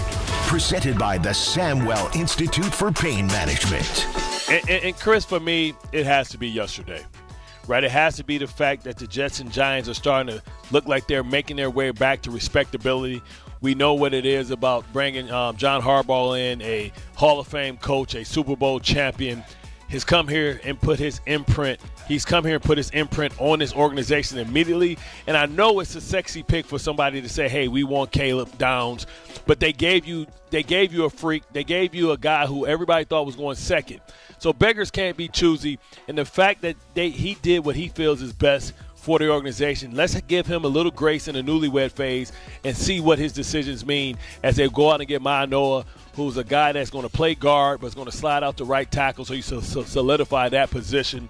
And let's hope that Arvell Reese can focus on being a great inside linebacker immediately. And then the Jets. The Jets didn't get one, but they got two weapons for Geno Smith and whoever eventually is going to be the long-term solution. You can say that the Jets have one of the best young cores in all of football. Mason Taylor is a guy that's highly respected that we think could be a stud. Now you go out and go get Kenyon Sadiq. He's a guy that's a genetic freak and a guy that's going to be a matchup problem. You already have Breece Hall. Let's get him solidified and locked down big time. Then you go out and you go get Amari Cooper to come up, one of the best route running guys and a guy that played high leverage, high production in football in college last year. Made some huge plays. I think about the back of the end zone catch where he was able to get the foot down and beat Penn State. And now you have a team that should be respected from the offensive side. I think you can say it's young talent all over, and you want to add Mimbu and Fashanu into that, you can do that as well. And then on the other side, you go out and you take the responsible pick. Not the pick where you're swinging for a home run, but this is definitely a triple with the ability to be a home run. When you think about Begley, one of the most productive pass rushers in football last year, 14.5 sacks. I don't have to project him into doing something I've never seen him do. I just want to be more what he's done. And Carl Dunbar is the biggest offseason acquisition as a coach, because when the Jets were having their glory days before, he was the D-line coach. So that's my moment of the day. The fact that maybe, just maybe, football won't be over in October for both fan bases.